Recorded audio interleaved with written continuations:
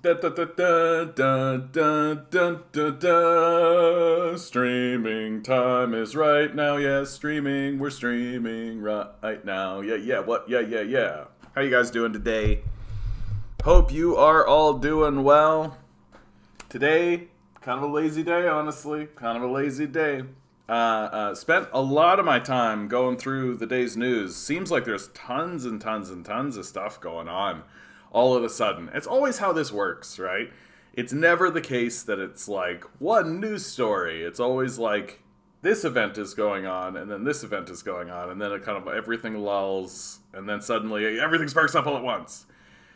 And like, I know that news stories like Julian Assange is being nominated. Come on. Yep. Julian Assange is being nominated for the Nobel Peace Prize.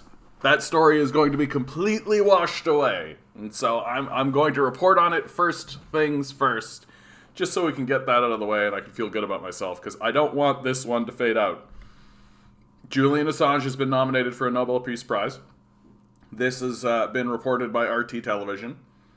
And, I mean, that this is what the Nobel Peace Prize is for, if you ask me.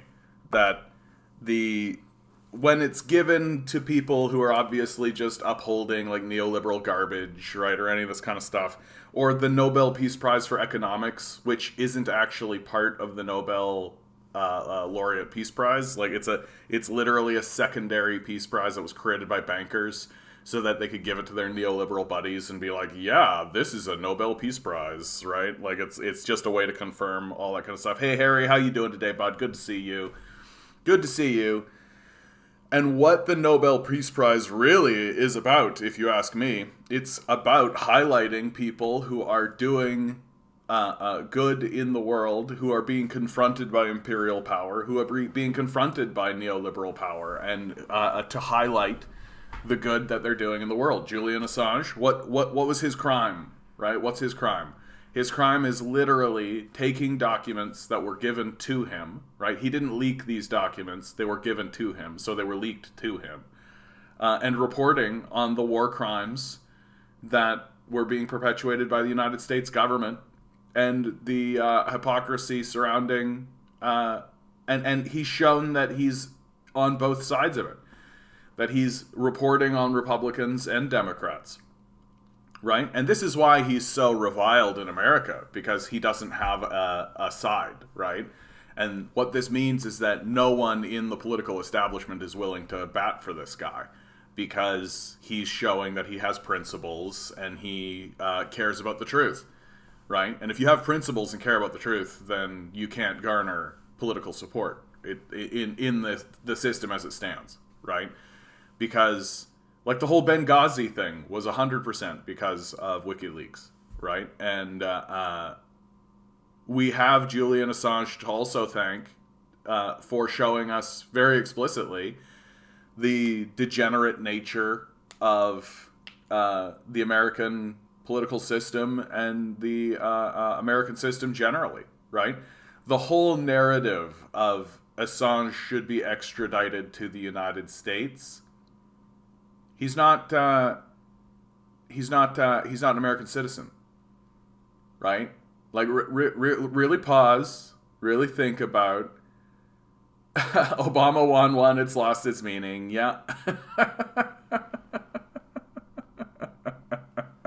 There is that too, pissed off, dude. Like, you're not wrong. Like, it's 100% political. And I think the Nobel Peace Prize, they gave it to Obama because of his importance as a figure in terms of the race conversation in America. That he's the first black president, right? And like, culturally speaking, Obama was a very, very important moment in American history. No doubt. No doubt. But, you know, his presidency was essentially just business as usual, right? But the hope and change didn't really come. He ended up being a pro Wall Street, pro imperial asset, and in many ways was actually very valuable to the death cult, because he didn't really step out of line at all. Like the drone program happens underneath Obama. He expands the wars throughout the Middle East from 2 wars to 7. He during the 2008 financial collapse, he's the guy who bails everybody out, right? And yeah, Obama always was a corporate status quo man. Exactly. Yeah. So I think this is good news, and especially because the scary thing that's going on because of the Assange case, right, is that it means that journalists know that there's a line, right? Like, you can't do what Assange did, because if you do what Assange did, well, you see what they'll do to you, right? They'll see what you do to you, and the hypocrisy of it, the absurd hypocrisy of it is that Julian Assange, and I'll say it again, he's not an American citizen. So this whole, like, he needs to be extradited to the United States for war crimes angle is like, what are you even talking about? Like, what are you even talking about? And his own country should be rising to his defense. It's telling that they're not, right? It's telling that they're not. RFK Jr. for Literature Prize, please. And of course, what Vince is referring to here earlier with hello, bye-bye, O'Toole is having, and I'm going to be reporting on that. O'Toole is having a leadership convention. We'll be talking about that. Okay, I'm going to get away from this. We're going to do the number draw, right? First, I want to highlight today's thing. All this talk about UFOs, cancel culture, critical race theory debates, and all this culture war nonsense is a clear distraction from the fact that the ruling class is currently waging an active class war and stole trillions of dollars of wealth from the working class last year. Today's clip was about this, and I know it was kind of a double up, that I had kind of talked about that yesterday, but it really is worth talking about. Like, here is a moment where there's a pretty significant protest going on, right? We're all going to remember this protest. It's a big deal. All of the political players have gotten involved in it. We're about to go, and we'll go through it. And we're just not talking about the class dynamic. We're simply not discussing it, right? Like, it truly will be anything but class, which is why it's going to be so crucial for us to build an explicitly class-based movement and to always bring the conversation back to class, because the powerful will as a guarantee, as an absolute guarantee, will do everything they can to make sure that we never actually can talk about class politics. Like, if we were to build a movement and surround the halls of power on explicitly class lines, with signage that was explicitly class-based, with messaging that was explicitly class-based, everything was class-based, the powerful would be talking about something else. Literally anything else. And you can rest assured that that will be the case, right? Yeah, exactly. Every year, right? In the midst of this pandemic, it's been at least $3 trillion. Like, there's a reason why the billionaire class has expanded their wealth during this period of time, and it's yeah, anything but class. Exactly, Nova Scotia. Exactly. Okay, let's get into the number draw. I'm picking a 1. We've already got some numbers on the table. We got an 8. We got a 6. We got a 7. I know, Mock, if you're in the chat, bud, you're going with a 7. Let's theater move. Here we go for today's number. It's February 1, 2022. We got a 2. We got a 4. 10 balls. Each ball has a number. This is a pretty good Numbers spread. 1 through 10. Means we're not going to hit it. Those are the rules. When we get like a tight, numbers. Concentrated thing, we hit it. When we spread out, we don't hit it. Pick a number. Here we go. Who's going to be lucky? It's going to be 5. Today's number is... Ooh, it's a 6. Harry and Major. I've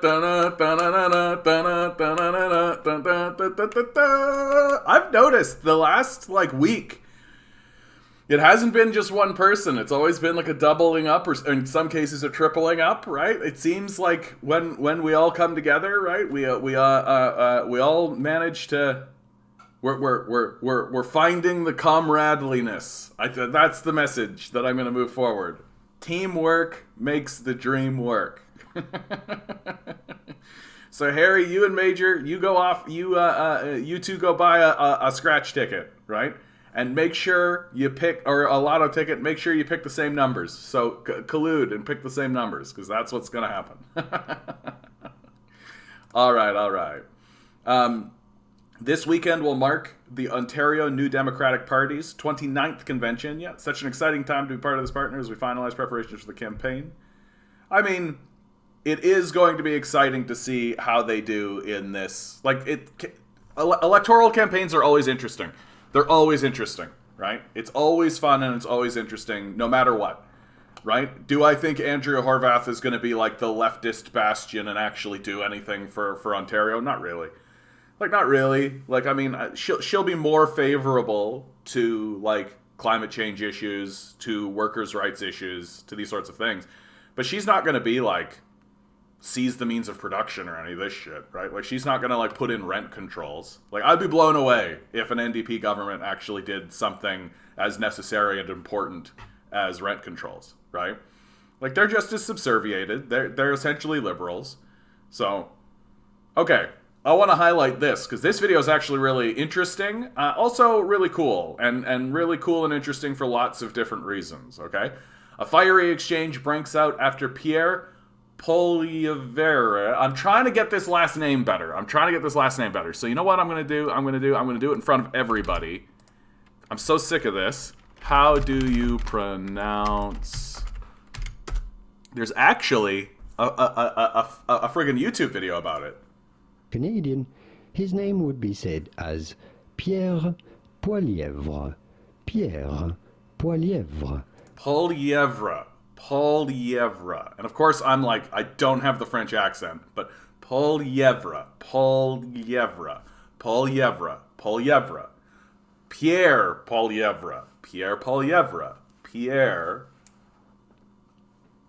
Poilievre. I did the same thing with Jagmeet Singh. I was just I'm mispronouncing this. We got to get it right. Because this guy's going to be the next leader of the Conservative Party. I'm dead convinced. If anyone is going to become the next leader of the Conservative Party, it's this guy. And you can see that pretty clearly. And you can see how he's positioning himself for that in this clip. Just because the Prime Minister dressed up in racist costumes so many times he can't remember them all doesn't mean every single Liberal is a racist. Just because the Prime Minister had tried to help a corporation avoid prosecution after it stole from some of Africa's poorest people doesn't mean all Liberals are racist. Just because about a half dozen Liberal MPs who are racial minorities have complained about his treatment of them does not mean that all Liberals are racist. That is guilt by association. Why doesn't the Prime Minister opt instead for personal responsibility? So he's using this, right, as a way to say, sure, there are Nazi symbols and, all that kind of stuff throughout this protest, but that's guilt by association, right? We should focus on, and he'll say it later on, you'll see it, the individual is individualizing their individualism. Here's the thing, though. Here's the thing.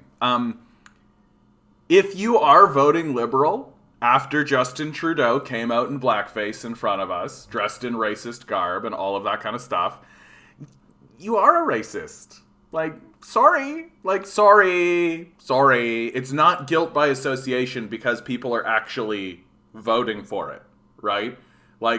Guilt by association, and this is how slimy this guy is, right? This is how slippery this guy is. He uses phrases that seem to make sense but are incorrect, right? Guilt by association would be I have a brother, and my brother went off and did some crime. And then everybody says of me, because that's my brother, oh, well, you also must be a criminal, right? That's guilt by association, right? If if my brother went off and did crime, and then he gave me the money in order to launder, right?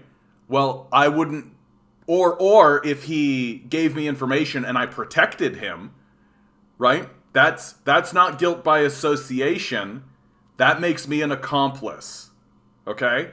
So the people who are voting Liberal after they discover that the leader of the fucking party is walking around in blackface, singing fucking Deo and shit, right? That doesn't make them guilty by association. That makes them accomplices, right? You're giving power to someone who you know is a fucking racist. Like, Justin Trudeau has got some fucking racist shit going on, right? And we just vote him into power over and over again. And why? Why? Because it's what I've always said about the Canadian people, right? In these elections, we're looking at Justin Trudeau and going, oh yeah, that's pretty racist. And then we take a look to the right and we go, oh yeah, that's fucking racist. And then we take a look over at the left and we go, what's with the turban?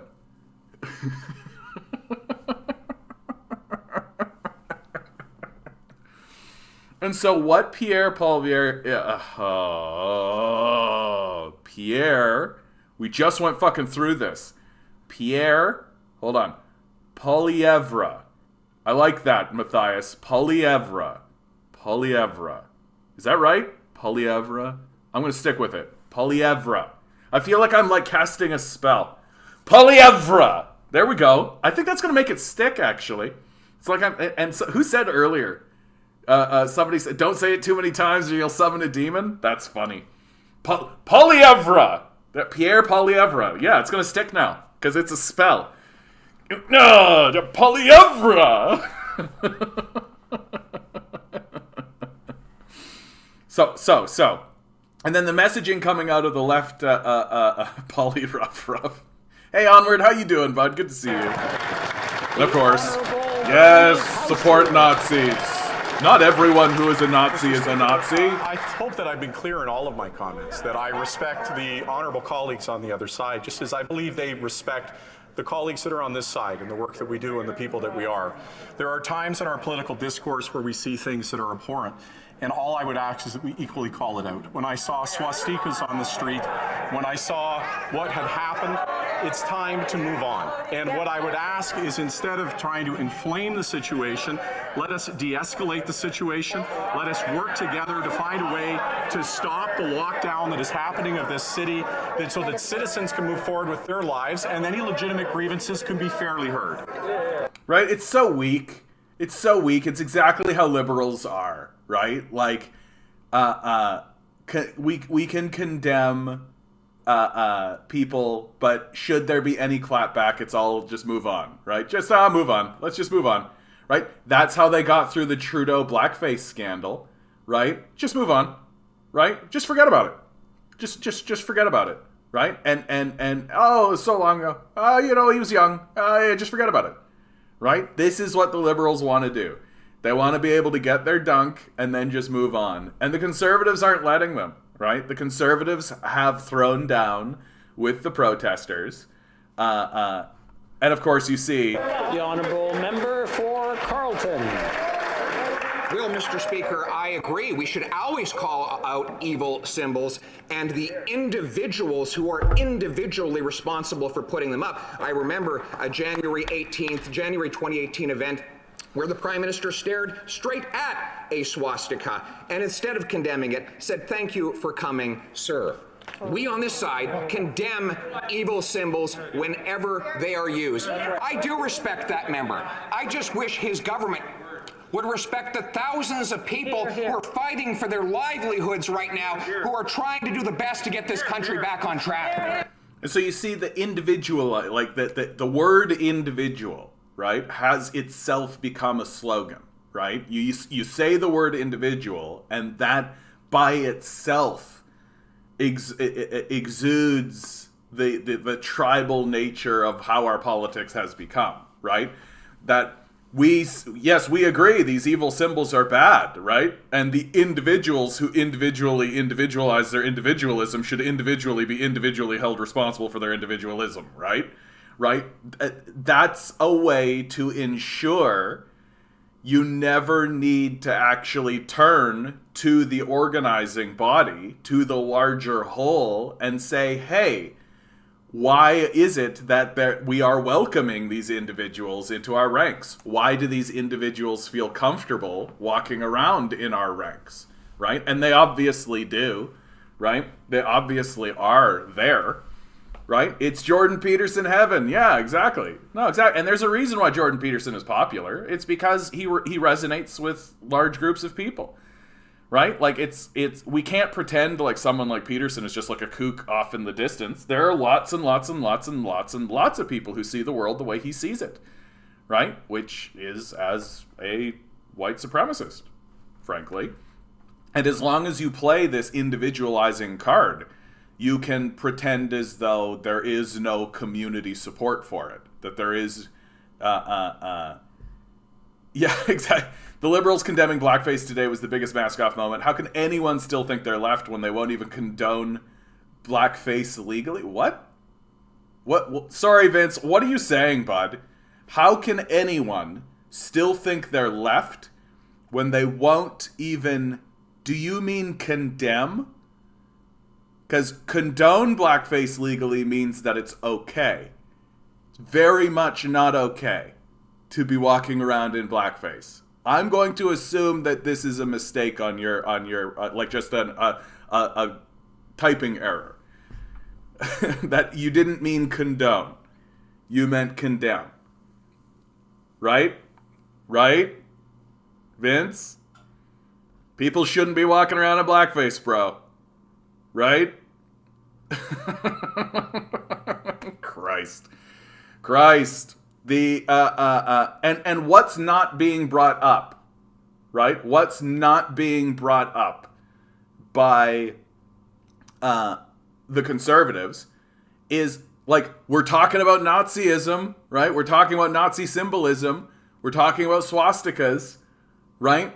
What aren't the conservatives bringing up? Oh, the Trudeau government fucking funded this shit.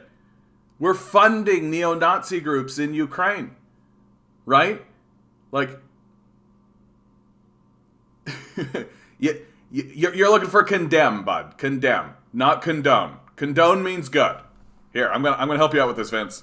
Condone, right? Condone meaning accept and allow, right? Condone, condemn, express complete disapproval of. So if you say condone, you're meaning it's good, and if you're saying condemn, you're meaning it's bad. I just to help you, bud, because I don't want you to stop. Because I know you, bud. You've been here. Yes, exactly. Of course it was a typo.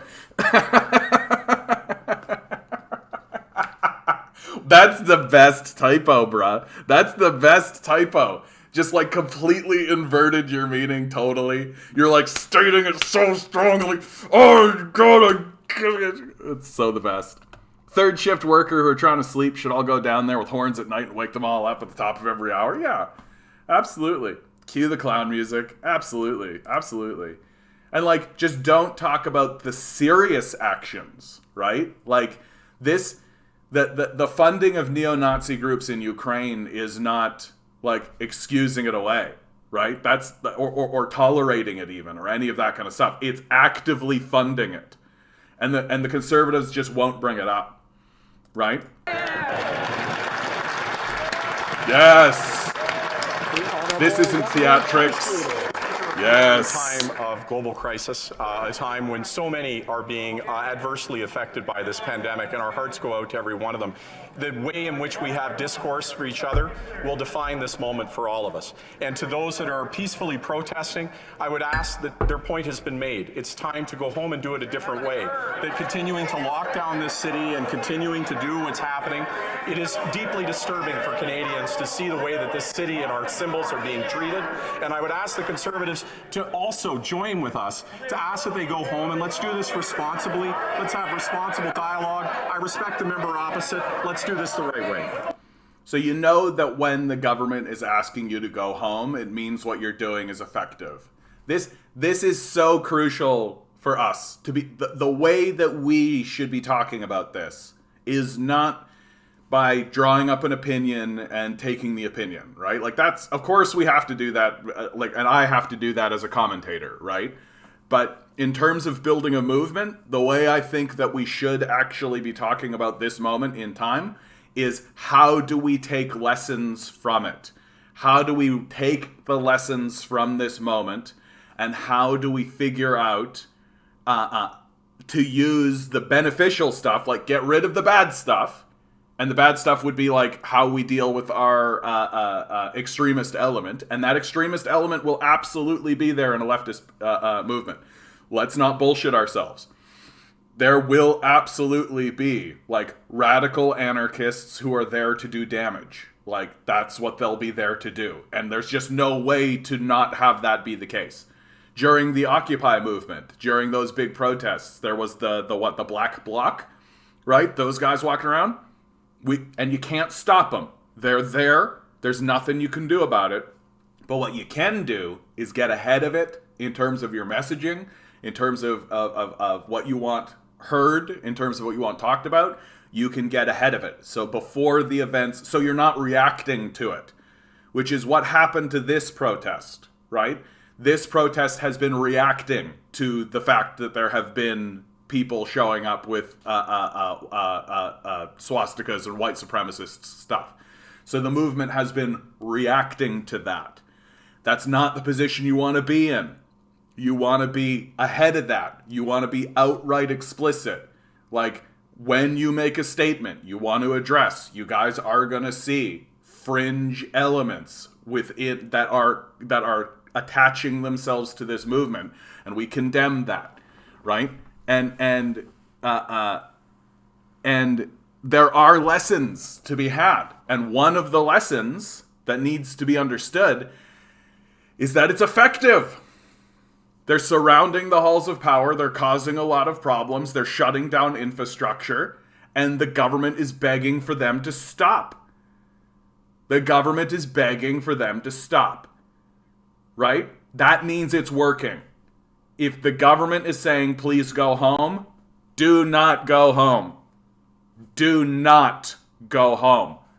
It's working, right? And there's evidence to show that it's working. From the man himself, right? The Quebec government has dropped the idea of taxing unvaccinated people. Other provinces are announcing they'll remove mandates. Amazing. The tide is turning towards freedom. Freedom, not fear. Now, is the entire movement about an anti-mandate kind of thing? No, but that's certainly a part of it. And Pierre Poilievre, yes, is absolutely taking advantage of this moment. He's absolutely taking advantage of this moment to dig his heels in and to create a political stake in the conversation. White supremacists are occupying cities and blocking infrastructure, millions in property and wage loss, as well as terrorizing the local people that live there. Yeah, kid gloves from Law and Order. Absolutely. Everybody dropped the ball in this movement. Well, I mean, I also think there was nobody kind of expected it to be this big. They've tried it before, right? And this is another lesson for us. Just because you tried it a first time or a second time, right, and you didn't get the big numbers, doesn't mean you should stop. Because this particular movement has tried to do this before. And previously what they did is they showed up, they made a bit of a hoopla, nobody cared, everybody moved on. Well, now here they are, and they've got national headlines, they've galvanized, and there is a reason, in my view, why the national headlines are so interested. Because essentially what these guys are asking for plays right into the hands of the capitalist class, right? First of all, it allows for a complete distraction away from the project of extraction and abandonment, right? Just talk about this. Don't talk about the fact that we're fleecing you. Don't talk about the fact that we're enslaving you, right? Forget about that. Talk about these truckers. These truckers are the problem. Yeah, everybody talk about the truckers. And then also, if the truckers got what they wanted, well, the capitalists would be perfectly happy with that, wouldn't they? Everybody go back to work. Right? Everybody sell yourself back to a labor market dominated by who? Us. Right? So there's a reason why everybody's talking about these guys. And it's because it's beneficial to the powerful. It's completely beneficial to the powerful to have the national conversation be about these guys. That I wouldn't be too surprised if a leftist movement did this, what the truckers are doing, and surrounded the halls of power, It would be weeks before anybody would report on it. That's exactly what happened with Occupy, right? The occupiers were actually in Zuccotti Square for weeks, right? There were hundreds, if not thousands of people in Zuccotti Square, occupying Zuccotti Square for weeks before the mainstream media even began reporting on them. And the only reason they began reporting on them is because of an altercation between a police officer who pepper sprayed a young woman, right? Who was doing literally nothing. She was like literally just standing on a street corner, and then she gets pepper sprayed. And that's what kicked up the mainstream media's reporting on the Occupy movement in Zuccotti Square and its subsequent growth. And so leftist movements, like this right-wing movement, was being reported on before it even got there, right? As they were heading to Ottawa, it was being reported on. Double the amount of leftists could show up and do exactly the same thing, and it would be media silence. I'm almost guaranteed on it until something actually happened, until something extravagant actually occurred.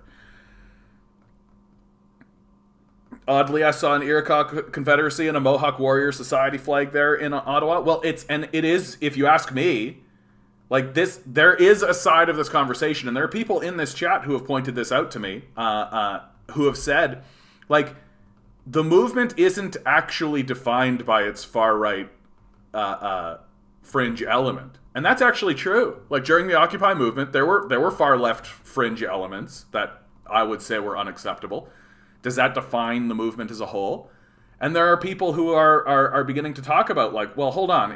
If we are actually talking about a class discussion, and we do want to organize along class lines, well, that means that we should be organizing with these truckers, right? It means that these truckers are ostensibly our allies, right? Perhaps they don't understand that because they still see things in this left-right dichotomy, right? But the reality is that what the truckers are doing is ostensibly what we should be doing.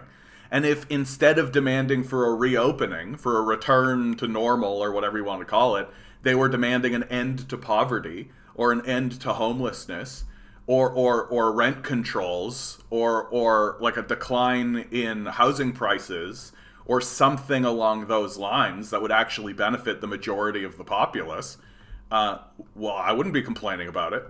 Right? Like, would you? But the reality is that these truckers don't actually have a class consciousness, right? They don't actually live in a space of class consciousness. All they really understand is that when they drive past that Denny's that they used to go to, they can't go inside of it, right? And they want to. That's I haven't heard anything from this organization and this group that convinces me that the movement is anything wider or bigger than that. Like, sure, like mask mandates, sure, anti-vaccine, sure, all that kind of stuff. But in my perspective, when they drive by that Denny's, they want to pull in and they want to go into the Denny's. That to me is what the movement is about. And like that makes it like the capitalists are in love with these guys. They absolutely, like, the capitalists will decry the racism, will shit on the swastika stuff, will do all this kind of stuff, and will ensure that they do everything they can to support their existence, right? And so to bring it all in, right, the Iroquois Confederacy and the Mohawk Warrior Society, right, well, they understand that, sure, there's these elements and all this kind of stuff, but it's also a big protest movement, and we can also get our message in there. We can also gather support, right? And they're doing it along class lines. Gadsden's flags everywhere, yeah. There are tons of Indigenous people there. Saw some BL, and I've seen some powwows. I've seen some Indigenous kind of stuff. Yeah, I mean, like, if I was the Indigenous population, I would be absolutely trying to galvanize this energy. Absolutely. Why shouldn't they? Why shouldn't they? Hashtag BLM against mandates. And I mean, the mandate issue is interesting, right? It looks like the mandate issue is blowing up in the face of the people who are pushing it forward. I have never actually taken a position one way or the other because I don't see it as, like, it's for the community to decide. I think that's where I land on it, is that if the community were to come together, right? If the community were to come together and say, we think that we should mandate, then I would say, very well, the community has decided. And if the community came together and said, no, we don't think we need to mandate this, so we're not going to, I would be like, very well, the community has decided. There are issues that are like that to me, right? I don't have a horse in the race, and I get why both sides want it their way. And so really it is one of the clearest cases that I can point out where we should have an adult, rational conversation about it and then accept the outcome, right? Our society isn't full of adults. We're not like that, so it doesn't go that way. But that is my position.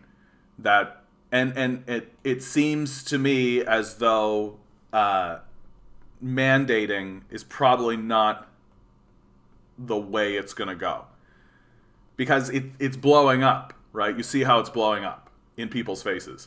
I like your Denny's separation anxiety theory. It's what it is. It's what it is. Like, you think about being a trucker, right? Like, what's your life as a trucker? You're driving most of the time, right?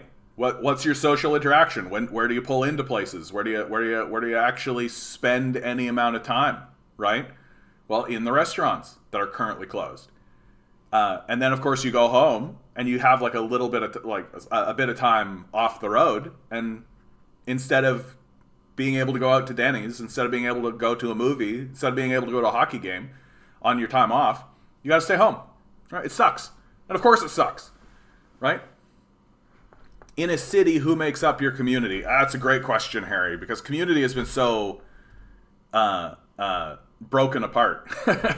I still have yet to go in a Denny's, put it on blacklist or bucket list. No, don't put it on your bucket list, bud. You're going to be very disappointed. It's just a corporate version of a greasy spoon. Like, it's not you're not going to be blown away. You're super not going to be blown away. Right? 5 days of critical border has been closed. Yeah, at Coutts, Alberta. Here they're finally breaking that up, and other protesters are showing up and continuing. Moving blockades on alternative roads and ending. Yeah. Oh yeah. And blockades are the future of everything, man. Like, it's the only thing that's going to work. Like, the only thing that's actually going to grind this capitalist system to a halt is if we blockade stuff, and if we get in the way, and if we surround the halls of power. Like, it's the only thing that works. Like, and we've seen it. Like, these people are proving it to us. Just listen to how this fucking liberal is talking, right? This liberal, if it came down to electoralism, if it came down to just like having discussions, well, these guys are like, let's just move on. You know, we can all, let's agree to disagree and all this. And like, we're just like, no, like, we're not going to agree to disagree. And it makes sense that it would be the right that would, like, pull up their bootstraps, get the gumption, all that kind of stuff with our trucks and all this, right? It does make sense. And also, like, they don't have the COVID hesitancy. And that's built into the movement. COVID hesitancy is the number one thing, if you ask me. Like, why aren't there more leftist movements? Why don't leftist movements take to the streets more? Why aren't there bigger protest movements from the left? When the left does get together and protest, why are the protests so small? COVID hesitancy. Everybody's hesitant about COVID, right? I have seen basic income rallies that literally made a series of decisions to defang and diffuse their own protest because they're just like, COVID. Like, that's what's going on, right? The Ajax Liberal won with 56.83% of the popular vote. Ajax is just super liberal, I guess. Another disaster from the GTA. Well, and I mean, there's so many things that are geared in the direction to support the Liberal Party, right? Like, if you don't vote Liberal, the Conservative gets in. That's a very powerful slogan, right? The people still are like, are still like okay with the idea of capitalism, right? And even liberals understand that, like, oh, we should at least mouth platitudes towards the idea of reforming this system, right?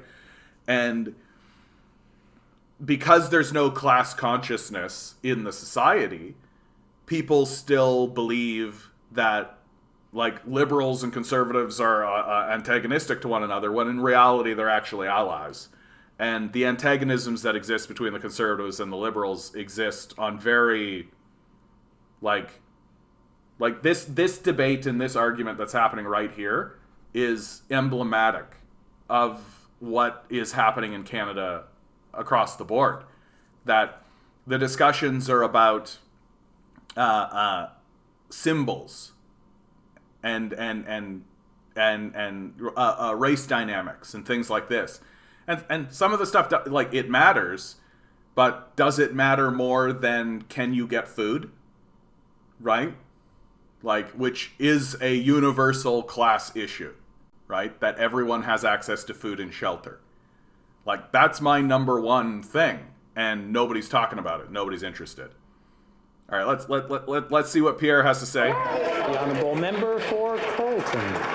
Well, the problem is they've shown no respect for the people. This country, right now, is like a raw nerve, and the Prime Minister is jumping up and down on it again and again with his inflammatory rhetoric. We're talking about people who have 14-year-old kids that are suicidal after 2 years of lockdowns. I just spoke to a waitress whose business was wiped out by lockdowns. I'm talking to truckers who've been serving food on our plates throughout this, and these are the very people, honest, hardworking, shirt off your back type of people that this Prime Minister keeps attacking. It's very strong rhetoric, eh? Like, making it personal like that. And that's the reason why it's so like I'm not pounding the pulpit and trying, like, and I have been guilty on some of my content of trying to paint the whole movement that's going on the right as a far right fringe movement, but I think there's lots of people who are involved in that movement who are just exactly as Pierre just said. They're frustrated, they're angry. They've got young kids who, like, I can't imagine what it must be like to be a 14-year-old kid right now. Can you imagine what it would be like to be like a 14, 15, 16-year-old kid right now? Like, what a shitty period of time to be a kid. Just sucks. And like the at-home learning, all this fucking bullshit. Like, it's total fucking bullshit. And the response from the Liberal Party seems lame. It seems lame as shit. Right? And you're going to see this lameness. Let's watch. The honourable government House Leader. We'll wait to start the time. Okay, very good. Please go. Mr. Speaker, again, I encourage the member to just think about, as he's talking about de-escalating and having civil discourse, his tone and how he's approaching this issue. Like, look at this. This is a time that is incredibly delicate. We are in a moment where there is a Like, raw what are you nerve talking that is about? being touched. How we talk to each other, Mr. Speaker. Like, how this we is so deal with one condescending. another. I'm going to interrupt the Honourable Government House Leader and just wait till everything calms down a moment, and then I'll let him start from the top, because I'm sorry, I didn't have a chance to hear it all, and I'm sure the Honourable Member from Carleton asked a question he wanted an answer to, and he wants to hear it, and we're just not hearing anything because of the noise. The Honourable Government House Leader, please proceed. I have an instinct, and that instinct is that Canadians expect us today, when they're seeing what's happened over this weekend, to watch the dialogue in this chamber be as respectful as possible, for us to dial down our rhetoric and our language, for us to engage in one another and find an off-ramp from the escalation that has occurred, because this is not healthy. In a healthy democracy, we have respectful debates that don't involve some of the things that we've seen. And all I'm asking for is for us to engage in a constructive way. So if we could attempt in this place, in this hour, to be equal to that, I hope that we can move forward on that basis. Isn't that the most condescending shit ever? Like, isn't that the most condescending shit ever? Right? That's just, like, emblematically liberal. Right? That, like, Pierre, whether you like him or hate him, right, is putting the government's feet to the fire, and instead of facing it directly and actually having the conversation, instead of that, it's like a tisk finger wave about, like, escalating rhetoric, when in reality, like, what's Pierre's escalating rhetoric? Like, what are you talking about? That there are people who are affected by this lockdown who this government is actually abandoning, and at least what the right wing is saying is we should resolve that, right? My, of course, statement is we should resolve that through support systems, right? We should seek resolution through support systems, right? We should create ways for people to be safe, protected, have food, have shelter, have access to information, ways to communicate all of this while also being safe, right? Which the liberals are actively dismantling. Like, remember, they implemented the CERB and then they dismantled the CERB, right? That's what they did. And what's the effect of that? Oh, dismantling support systems means people get fucking abandoned, right? And then what's the result of that? You've got a whole bunch of right-wingers showing up saying, well, we should reopen now. Because the whole idea is that we want to get commerce going again, right? Everyone's in this desperate state. So the right solution is just do more capitalism, right? Just get back to capitalism, right? Open everything up. Stop restricting capitalism. Stop regulating capitalism. We should deregulate capitalism, right? That's the whole conversation coming out of the right. And they're standing up and saying it. And what's the liberal response? Everybody just needs to calm down a little bit. We should have like a little civil conversation about it. You know, we should have a civil conversation, everybody. Just calm down. Calm down. It's super condescending. It's incredibly condescending. And I'm saying this as somebody who's very much to the left of the liberals. Like, it's incredibly condescending what they're doing. And if I was standing up saying, hey, there's like homeless people, desperation is spiking, teenagers are getting suicidal, there's all this crazy shit that's going on while you're cutting supports and doing all this, and that was the fucking response?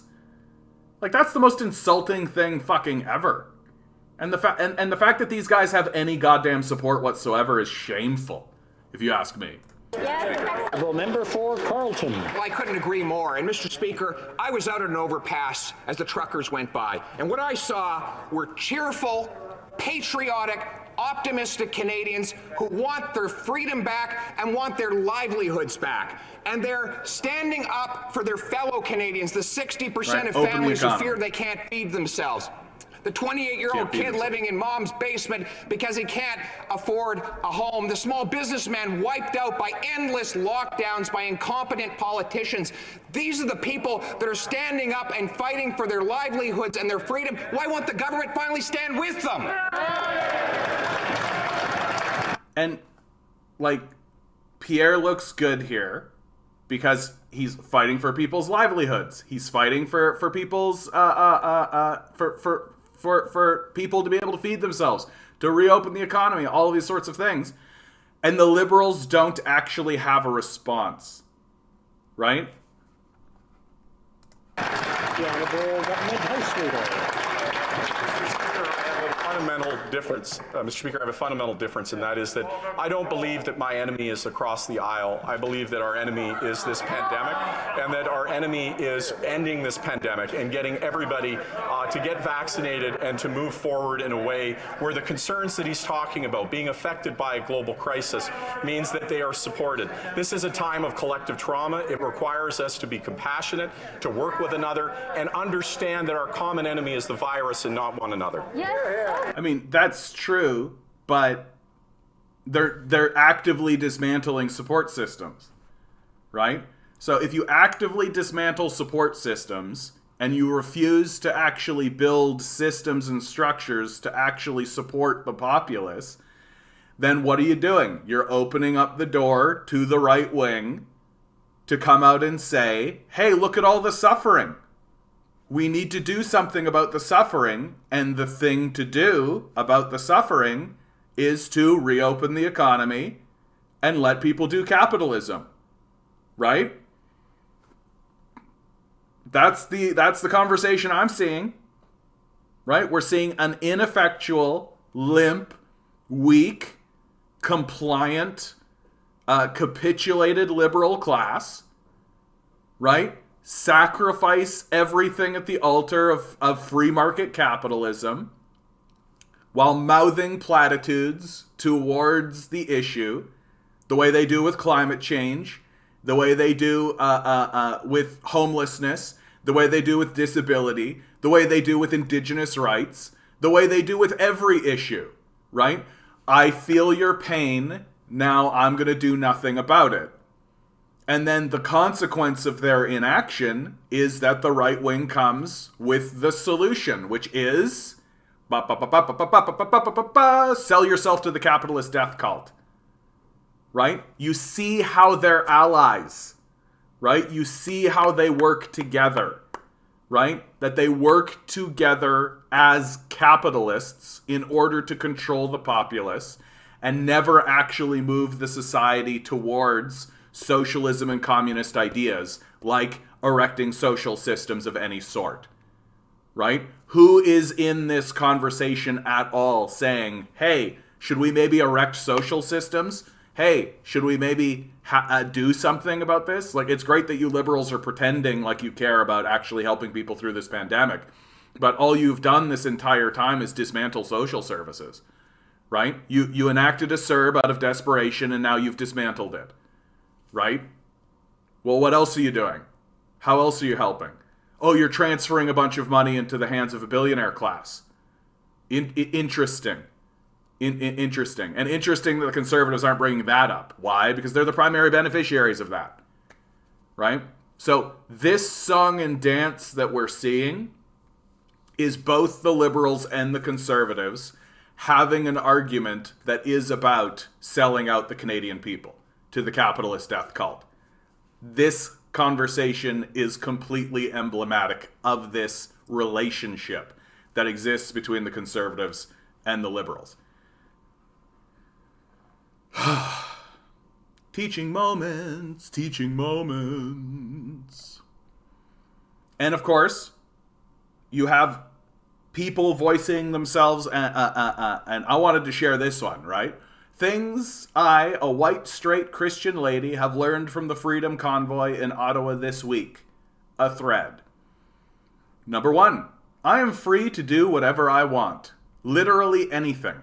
I can throw rocks at paramedics, I can piss in sacred spaces, I can record and share a video of how my white-ass blood is better than everyone else's, and then lead a coup. People are cool with it. Number 2, I have so much freedom it nears on anarchy. I can steal from soup kitchens, shout racist comments at anyone I want to, block people from doing their jobs without any repercussions. Number 3, I can say nothing and do nothing and continue to live without consequence. I can literally be a Nazi sympathizer and no one cares.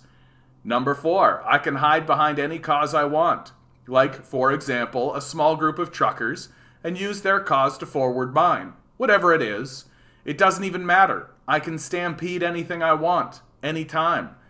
Number 5, I can deny science, spread misinformation, and not only will the majority stay silent, but actual politicians, also white, will turn up and support me and my bullshit.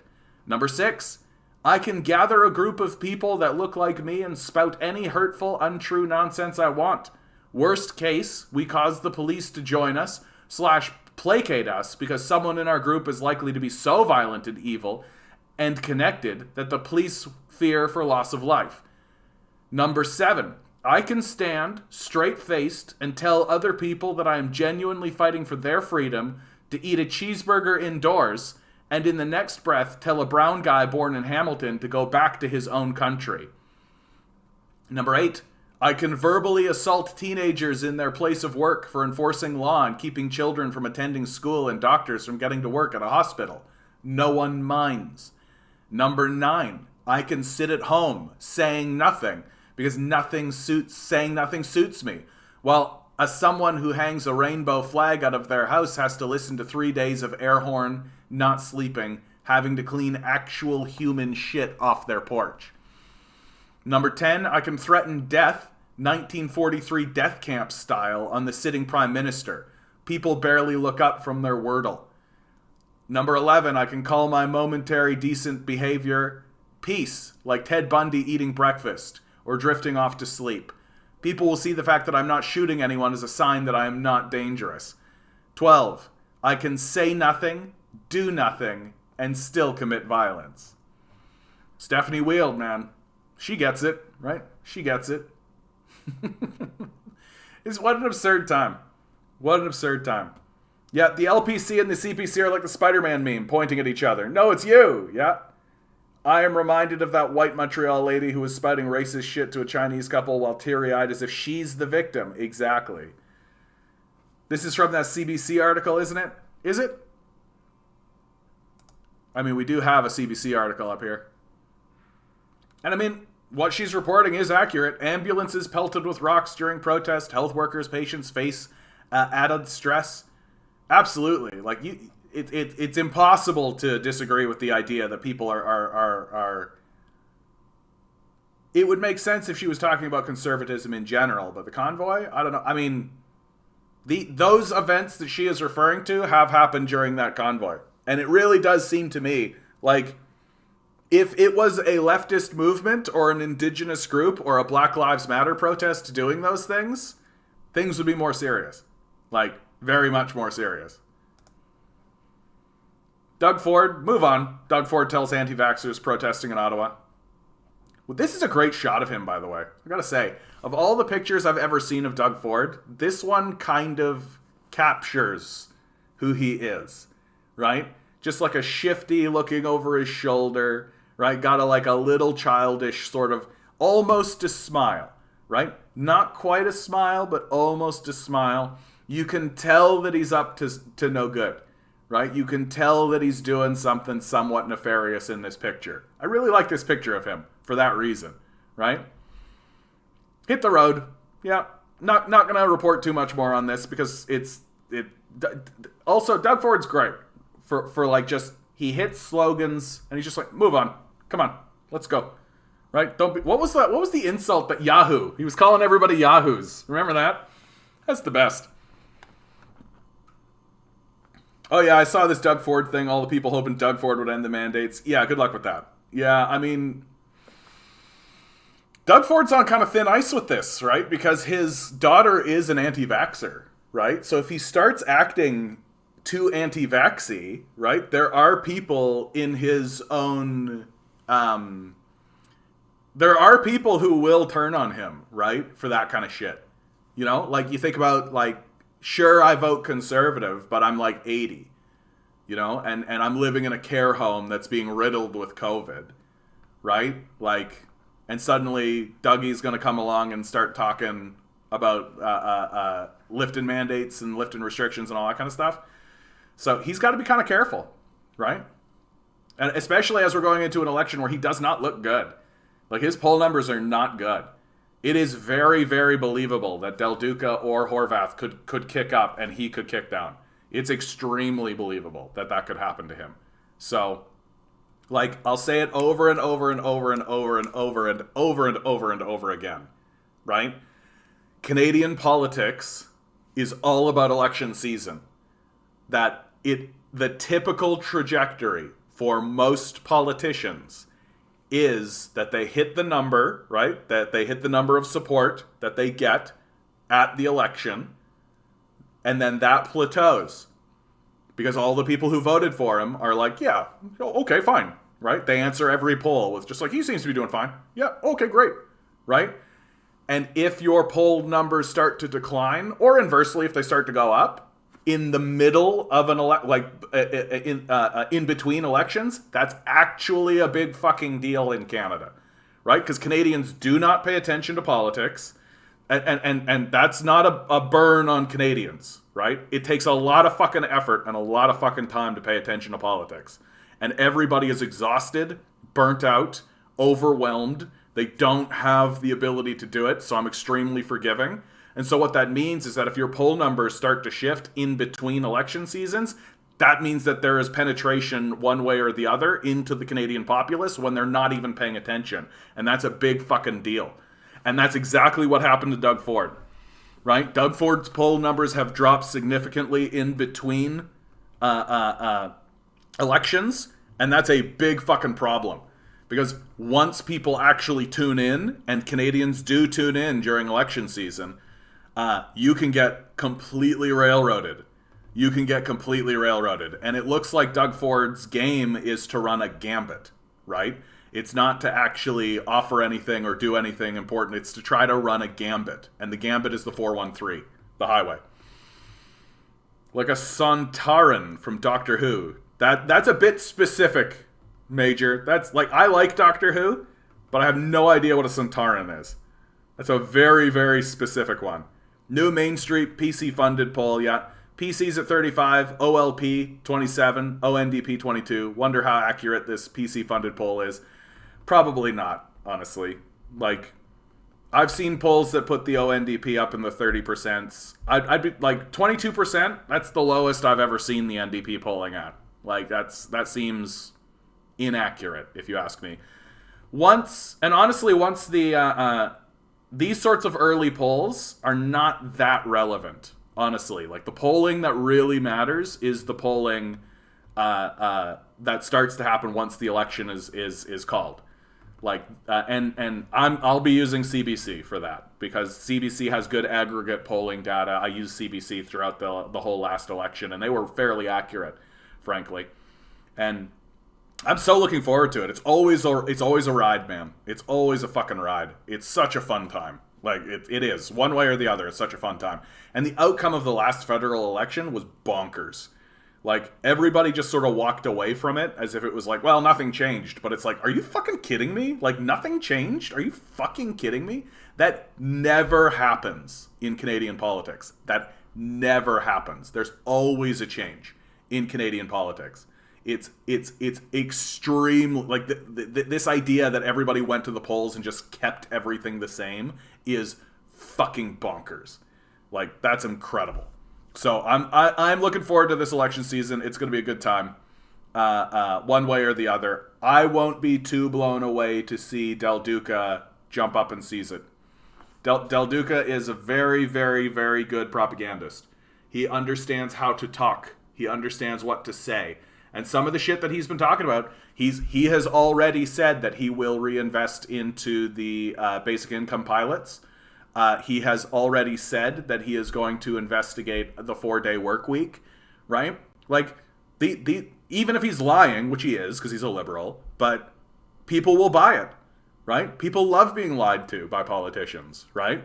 And meanwhile, Horvath is like, I'm going to raise the minimum wage to $20 in 6 years. It's like, come on, lady. Like, we're in a crisis here. Like, we need big ideas to face this crisis. And, like, in my view, the reason why the Ontario NDP don't actually poll higher is because Horvath is a weak leader. Like, she is, at the end of the day. Like, she's a weak leader. She's not really espousing anything that's terribly impressive or important. She's not rising to the crisis, right? And who is? Del Duca. Del Duca absolutely is rising to the crisis. So I won't be too surprised to see just the Liberals jump up and snag the thing, right? That's how it goes here in Canada. So, and of course, off on the side of the convoy issue, right? There are truckers who are simply trying to deliver stuff. And so you've got a story here where Canadian truckers are pleading for blockades to be stopped so they can return home, right? And they're trapped. These truckers are doing their jobs. The protesters preventing them from delivering their loads. Can't go home, right? Which is part of the deal. That's part of the deal. And really, my perspective is that these guys should join the protests then to push the agenda forward even more. Downtown business owners defeated by convoy closures, harassment, right? Of course, this is coming out of the CBC, right? It's very liberal to want to besmirch these protests. And of course, to side with the pretend like you're siding with the working class, right? Like, in this way, the liberals and the conservatives are separating the working class from one another and then using segments of the working class to fight each other, right? The truckers are fighting downtown business owners, right? So members of one side of the working class are fighting against, are pitted against other members of the working class, when a society that actually had a class consciousness, those two forces would merge together to try to find a solution to the problem that they're both facing. And what's the problem that they're both facing? Oh, we live in a capitalist society that's dominated by billionaires and has bought the political class that is actively separating the working class and pitting us against one another. And here you go, right? You're seeing it with your eyes right in front of you.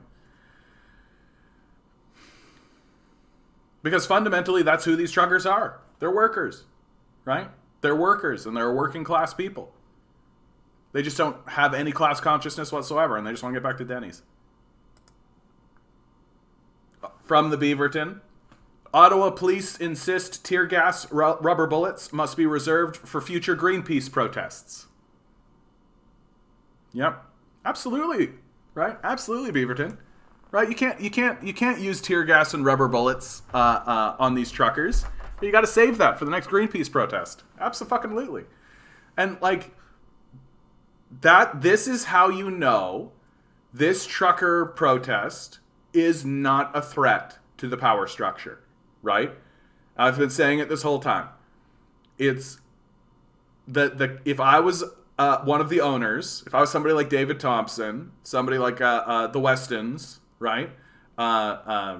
Joseph Tsai, I'd be over the moon by these truckers, right? These truckers are great for us, for the capitalist class, right? They completely deflect from any meaningful conversation on a class-based level, right?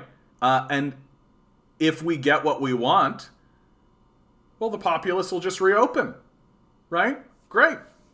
We win, right? And it looks like, you're seeing this from the National Post, Canadian attitudes are shifting to live with COVID-19, right? They're citing that study published on Monday by Angus Reid Institute. I reported on that yesterday.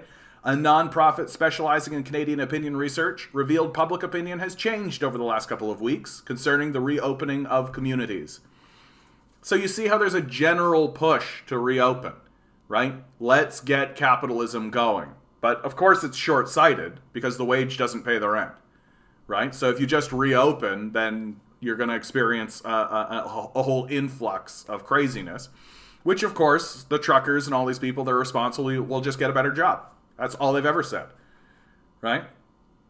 Did you see the video? Anti-mandate professor had his car egged in downtown Ottawa. I did not see that video, but I believe it. You know, I believe it. Like it's the mandate conversation has become contentious because the ruling class has successfully made the working class, has successfully galvanized the working class against itself. Right? That's what you're seeing with this, with the whole mandate conversation, right? Is instead of everybody in these communities coming together, making a decision and moving forward, right? It's become a wedge issue to have the working class fight amongst itself, right? Like that's what we're seeing. Like the mandate conversation could have taken a week. We could have literally looked at one another and be like, well, what do you think? Right? Should we mandate this? Should we not mandate this? And we could have all gotten together and been like, yeah, you know what? Like, I don't think we need to mandate it. And other people could have been like, you know what? I think maybe we should.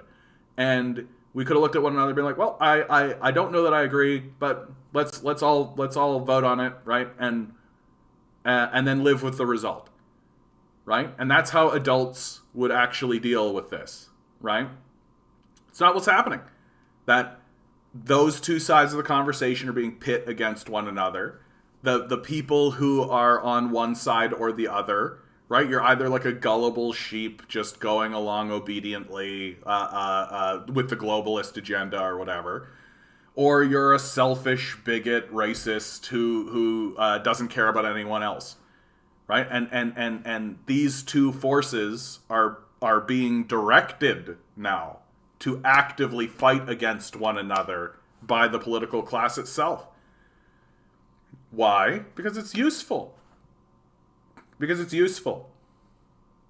Citizens are being intimidated and bullied for simply wearing masks. How far does that lead to individual rights? I wear a piece of cloth on my face. This is madness. I know. This is what's funny about these guys. Like, if you choose to wear a mask, right? You're some kind of brain dead sheeple that needs to be bullied. Whereas if you don't, I'm my freedom. It's like, well, wait a minute. If it's about freedom, am I not free to wear a mask? Why do I need to justify wearing a mask to you? Why do I need to justify that? I want to. Honestly, like, I have actually gone to these anti-mask rallies and I've worn a mask and they'll come at me and they'll be like, hey, what are you wearing the mask for? And I like literally look at them and I'm just like, because I want to. And it just shuts them right up. Like, there's no response to that. I want to. Like, and if they continue to chirp at me, I'm like, hey, why are you infringing on my individual rights? I have the right to wear a mask, just like you have the right not to wear a mask, right? So shut up about it. What are you bugging me for? Get right? Like, but a lot of the conversation has gotten so hysterical. It's gotten so hysteria based and so divided, and it's turned into like tribalism. It's turned into like social signaling, right? That it isn't actually about individual rights anymore, right? It's about which side of the tribe are you on? Which tribe are you in? Right? And our society has devolved into that it's very tribal right now. And there's no sense of like a class unity. There's no sense of class consciousness, like I've been saying this whole fucking time. And if we are actually going to successfully recover from any of this, we are going to have to do it through a building of class consciousness, an awareness that there is a ruling class, there is a billionaire class, and that the billionaire and the ruling class operate together in order to maintain their power over us. To do what? To have us do all the work while they do nothing, and they extract all the wealth from us and then inevitably abandon us. Like, that's the goal here, right? And if we don't acknowledge that that's the goal, like that's the plan, right, then we're just going to keep like fighting amongst one another because like I want to wear a mask and you don't, you know? Like it's dumb. Like it is actually dumb. Like, because eventually we come to a point, and here is something that I think is very real, and I don't hear anybody actually talking about this in a meaningful kind of way. Like, we do get to a point as a people, like we do get to a point where we have to get on with it. Right? Like one way or the other, right? Do you think we're going to stay like this for another 2 years, 3 years? Like, do you think we're actually going to stay like this for another year even? Do you think that's legitimate? Do you think that's what we're going to do? I don't, right? I don't. I think that people are exhausted. I think people want to do some kind of reopening. I think people want to move on and live their lives, right? They want to put this behind them. And I think that that's not crazy to say that. Right? It's not insane to say that. I think it's actually quite normal to say that.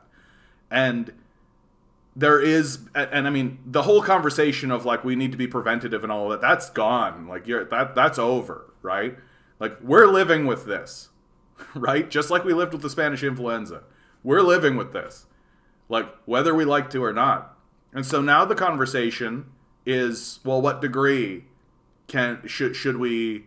should we live with this? Like what is appropriate? And there's just coming a time, and it is coming, where like people are going to walk into establishments and they're not going to be wearing a mask, and they're just going to be like, yeah, here I am, not wearing a mask. What's up? And that's just going to be it. And there's just going to be so many of them, and it's going to be happening so often that we're not going to be able to do anything about it. Right? Like quite seriously, if 50% of the society started acting as if this problem is over, and we just start acting that way, what are you going to do about it? Like, what are you actually going to do about it? Right? And so, to me, in terms of this, like, I just hope we get to a place, like, I'm going to continue wearing my mask when I go into establishments. And it's for a completely selfish reason, and I'm happy to say it.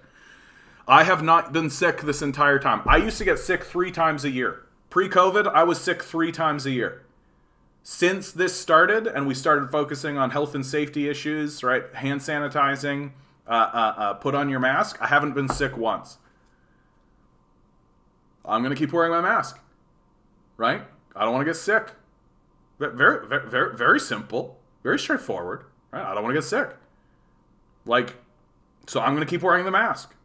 And if somebody sasses me about it, I'm just gonna be like, get the fuck out of here. Like, I don't care. Like, I don't like who are you? Like, why does your opinion on my health matter? Like, you're not wearing the mask. That's fine. And what's your whole rhetoric? You're not wearing the mask because it's my freedom and I get to choose what I want to do. Okay, well, I'm wearing the mask because it's my freedom and I want to choose what I want to do. It's very simple. Like, this is what's so awesome about right-wing rhetoric, especially surrounding this issue, is that you can adopt it. Just completely adopt it. Right? I've been saying this the whole time. Like, I talk about we should all read the Bible and we should all adopt biblical language. We should 100% adopt all of the language of the right. Right? And because if that's the way they're going to talk, then talk back to them with that language. Because they don't really understand what they're saying. Right? They don't understand how easy it is to co-opt their language and use it against them. Right? Like, hey, what are you wearing that mask for? Because it's my individual freedom and I want to do it for myself. That's it. I don't need to justify it any further than that. Citizens are being intimidated, yeah. But you are correct that they are playing us all against each other. The protest is the best Hunger game they've had in a long time. Yeah. Oh yeah, for sure. For sure. And what's even the best about it is that they don't even really need to try that hard to deflect away from the class conversation, right? That this particular protest plays directly into their hand. Like, oh, these guys want to reopen. Cool. Like, that's exactly what they want. Hey, Rob, how you doing, bud? How you doing, bud? Problem making class consciousness is that we have no industry. Class consciousness comes fast on a shop floor in a factory, slower in an apartment doing videos of trying to run for city council. Yeah. No, there's truth to that. Like, the dismantling, like, the passage of NAFTA and the dismantling of our manufacturing base, definitely, like, people talk about, like, oh, the destruction of the unions, but it's like, it wasn't so much of the destruction of the unions, but it was the destruction of the industry, right? You can't have unions if you have no industry, right? All of the industry that the unions had were destroyed and shipped overseas, right? And now we're getting into a place where, like, it's retailers now who are trying to, like, places like Starbucks, right? These sorts of places that people used to scoff at the idea that a place like this would become unionized. I have myself suggested unionization in a retail establishment and had my fellow workers scoff at me for it. Like, oh, you want to unionize this place? Pfft, what? Like, that kind of attitude, right? Because we just don't have a class consciousness in this society. Yeah, I haven't had a cold since 2019. Exactly, right? God made Marx. Christ approved. Very good. Very good indeed. So, let's get off this conversation and jump into what is actually pretty big news. We'll see how it goes. Conservative caucus revolt triggers vote on Aaron O'Toole's leadership. Hey, Alex, good to see you, bud. Hope you're doing well out there, bud. And of course, O'Toole says he's not going anywhere, right? Aaron O'Toole, let's actually read what the man had to say about this. There are two roads open to the Conservative Party of Canada. One is the road of Randy Hillier and Derek Sloan. It is angry, negative, and extreme. It is a dead end. One that would see the Party of Confederation become the NDP of the right. I mean, that's kind of a joke, but that's fine. He's speaking to his own base. The other road is to better reflect the Canada of 2022, to recognize that conservatism is organic, not static, although the definition of conservatism is to be static, and that's a winning message, is one of inclusion, optimism, ideas, and hope. That's right. Like, that's right. You know? That if Aaron O'Toole was actually walking around with inclusion, optimism, ideas, and hope, I'd be over the moon about it. Maybe the Conservatives will actually get there one day. There is a report tonight of members of the Conservative caucus who are unsure of what road to take. They are, it is said, bringing a letter to caucus to trigger a vote of my leadership of the party. Good. I'm not going anywhere, and I'm not turning back. Canada needs us to be united and serious. It's time for a reckoning, to settle this in caucus, right here, right now, once and for all. Anger versus optimism. That is the choice, in simple terms. I will accept the result of this vote. The signers of this letters must accept it too. They brought it. they'll have to live with it. Rebecca and I are committed to our party and conservatism in Canada. We look forward to continuing the journey. That's a very good statement from Aaron O'Toole, man. Like, Aaron O'Toole's a very astute politician, if you ask me. Like, I don't agree with it. Become the NDP of the right. Like, so you're going to become what? Slightly liberal? Like, no. like what's going to happen here? If you became the NDP of the right, you would be like the Red Tories, basically. Like, he's trying to paint the NDP as like extremists on the far left, and it's just like, that's not who the NDP are at all. Like, at all. Like, they're 20 years ago, the NDP would have been the Chrétien liberals, right? Like, well, I guess that's longer than 20 years ago now, but like, they're not too much different than the Chrétien liberals, if you ask me. But like, his statements here, like, inclusion, optimism, ideas, hope, right? And tough statements, right? It's time for a reckoning to settle this in caucus right here, right now, once and for all. And honestly, if Aaron O'Toole weathers this and remains the leader of the Conservative Party after a challenge, that looks good. That looks real good for him. Like, for real it does. Like that implies a degree of statesmanship. That implies a good, strong leadership quality that I think people will respond to. And Aaron O'Toole is doing everything he can.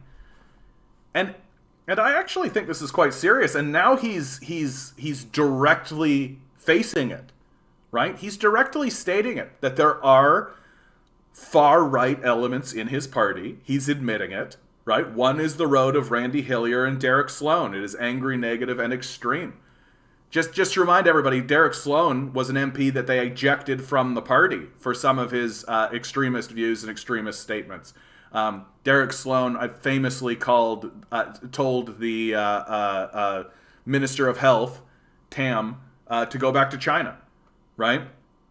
Like, just an overt statement of racism that gets him ejected from the party. Rightly, if you ask me. But now you've got Aaron O'Toole taking, like, he is really, really hitting the hammer on this idea that if we are going to be a legitimized party, like if we are going to stand in the Canadian people and be taken seriously, we have to move away from this. We have to get away from this. But at the same time, the Conservatives are really struggling with an issue of trust, right? People don't trust these Conservatives, and for good reason, right? They want to privatize everything.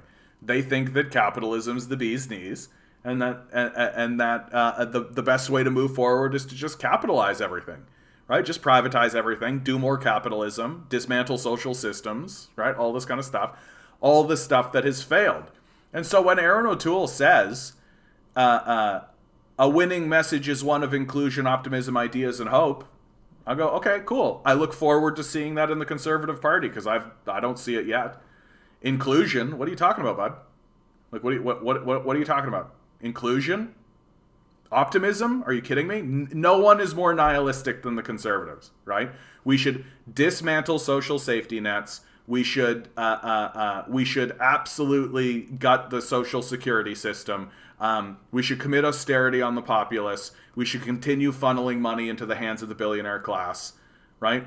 And ideas and hope, like, what are you talking about? This guy literally stood on the debate stage and said, we should do less because less is actually attainable, right? So, like, ideas and hope, like, what are you fucking talking about?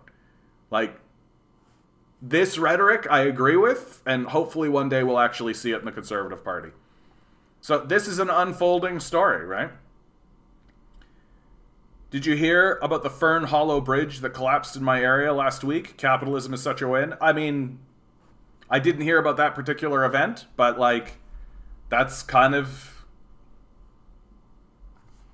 Yeah, capitalism... There's no money in maintaining infrastructure, right? There's no money in it. Like, it just costs money, so don't do it. And then when the infrastructure collapses, get a bailout. Right? That's the way it actually works. And that's the reason why these, like, privatization schemes actually fail. Right? So you've got a bridge, it's privatized, right? There's probably a toll on it or something, or even if there isn't, right? And then they don't spend any money to update it.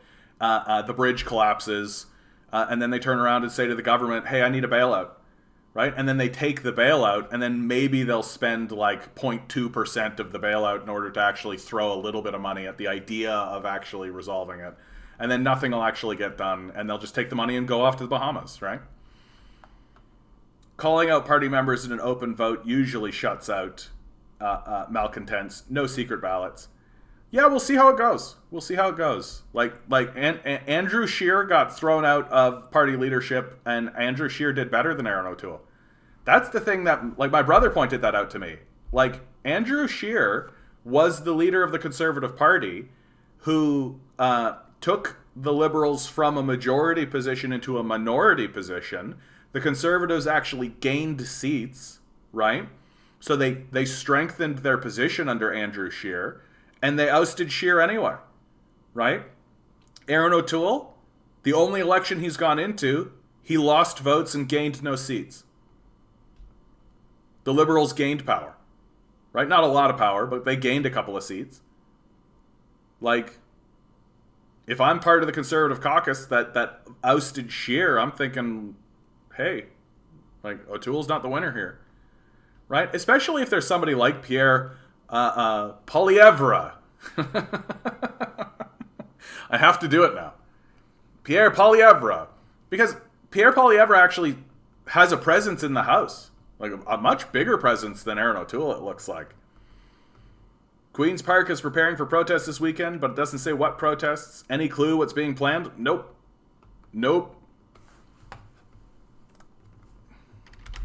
Queen's Park protests. No, that's old news. Thousands of teachers, old news. Yeah, protests are badly reported. Like, they're so badly reported. There's no funding for it. Nobody supports the idea of actually doing that. Scheer was caught inappropriately, took funds from the CPC to privately school his children. Oh, yeah. Yeah. I forgot about that.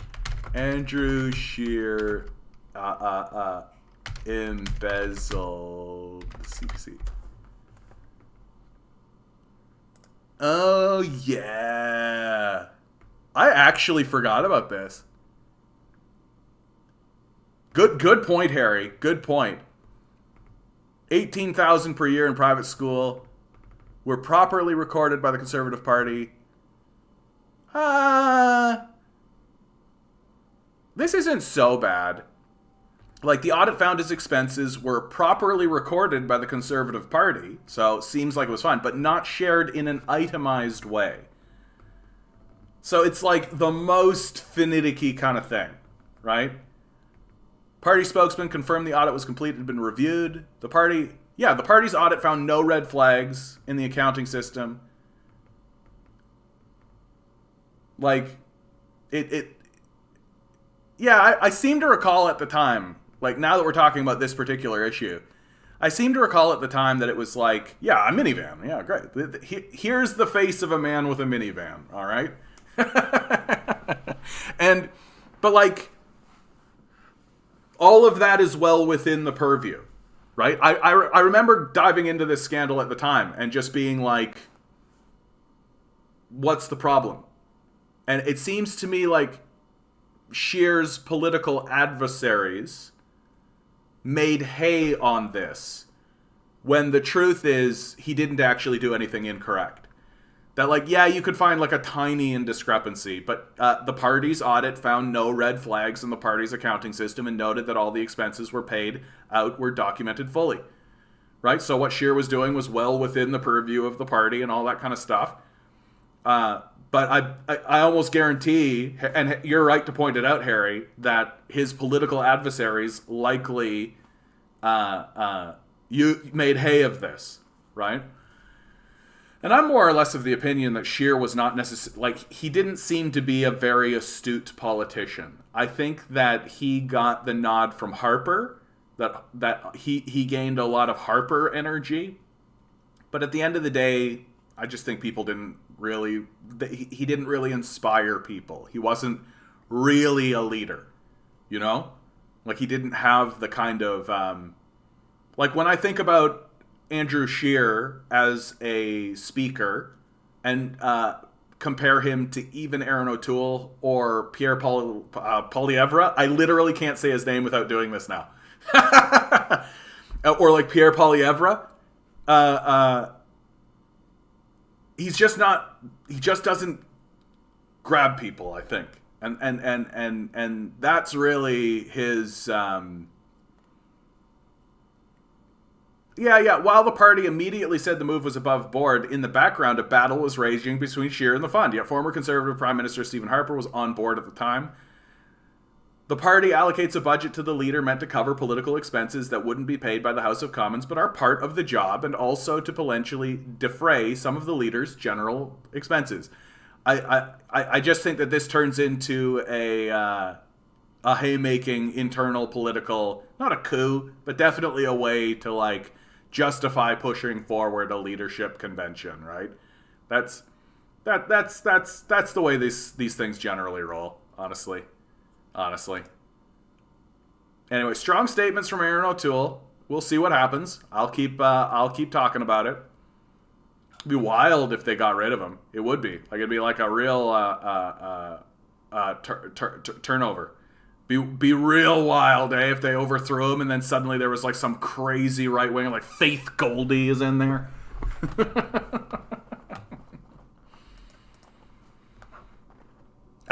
Justin Trudeau accuses Aaron O'Toole of irresponsible leadership, says Canadians disgusted by protesters' actions.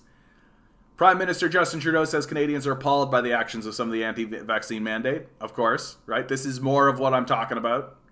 That try to galvanize the public against itself. Fight along any lines but class lines, right? So people are besmirching a statue, right? Make that the issue.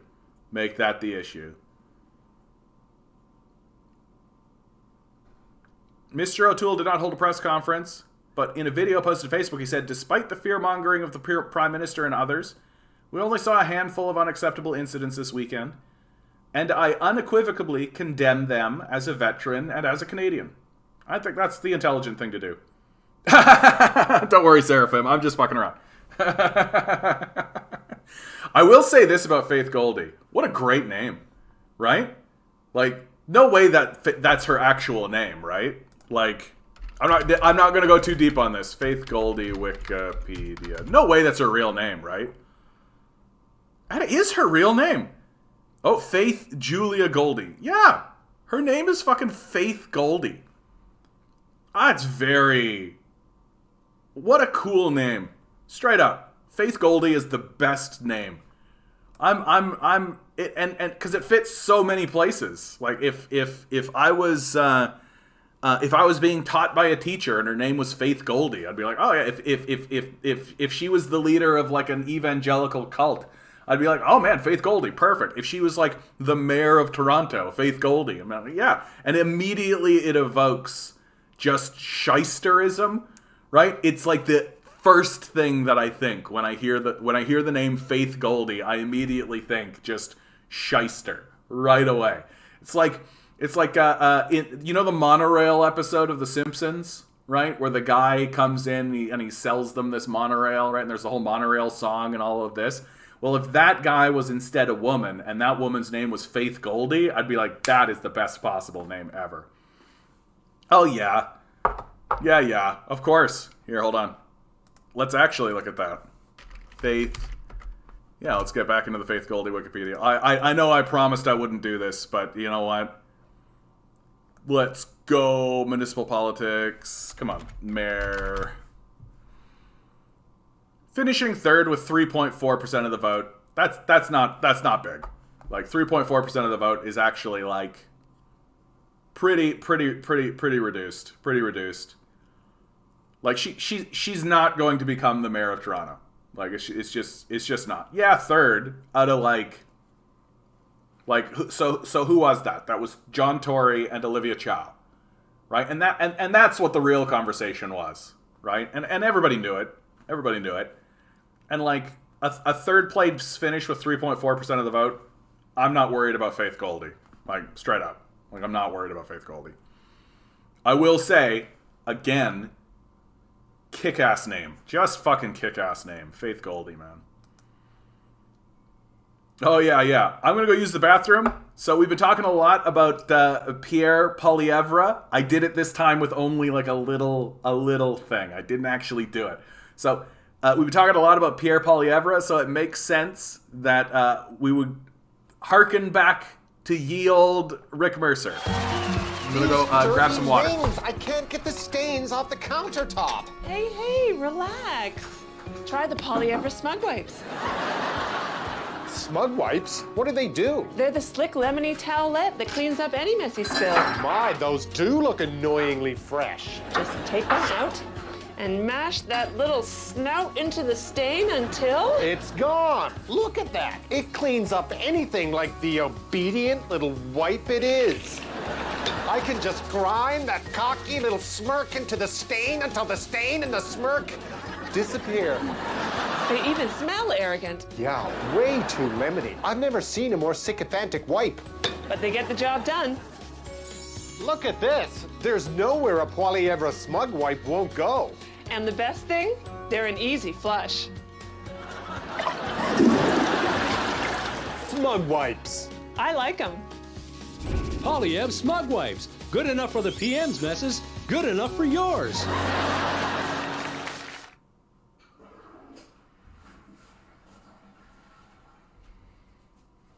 Good old Rick Mercer, man. Like, that's good old-fashioned Canadiana right there. Chair stream, chair stream, chair stream. God bless Rick Mercer, man. Rick Mercer is one of the inspirations for my daily walk videos, because it's like, you know, he did his Rick rants, right? His walk around things.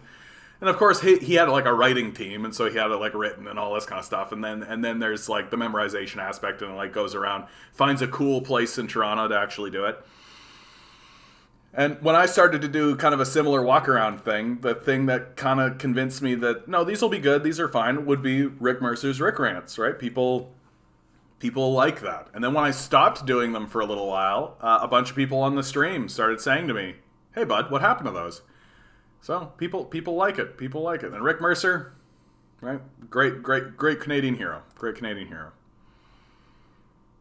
This is something I wanted to kind of share because, like, earning a living is such a horrifying phrase that we just accept as normal. Right? Earn a living. It's one of those kind of slogans that exist in our lives. And so much of our acceptance of this system is based in this kind of sloganeering, in this kind of slogan-esque kind of way of being. And the idea that we need to earn a living, that we're born randomly into the world, and instead of us being born into a system that is designed to allow us to live, if not thrive, right? Instead of that, you need to prove to the society and to the structure that you deserve to live, right? You have to earn a living. Like, in this way, humans are actually elevating themselves above their own creator. That we can be created, but we can't, but we have to prove to other groups of humans that we deserve to be created or to be here. It's very much how, like, the abortion conversation goes. How, like, if you abort a fetus, you're a murderer, but once that kid is born, it should be abandoned completely. Right? Like, what? What? Yeah, Rick Mercer is a Newfoundlander. Exactly. No, a good old boy, an East Coaster, right? And a liberal, but we forgive him for that.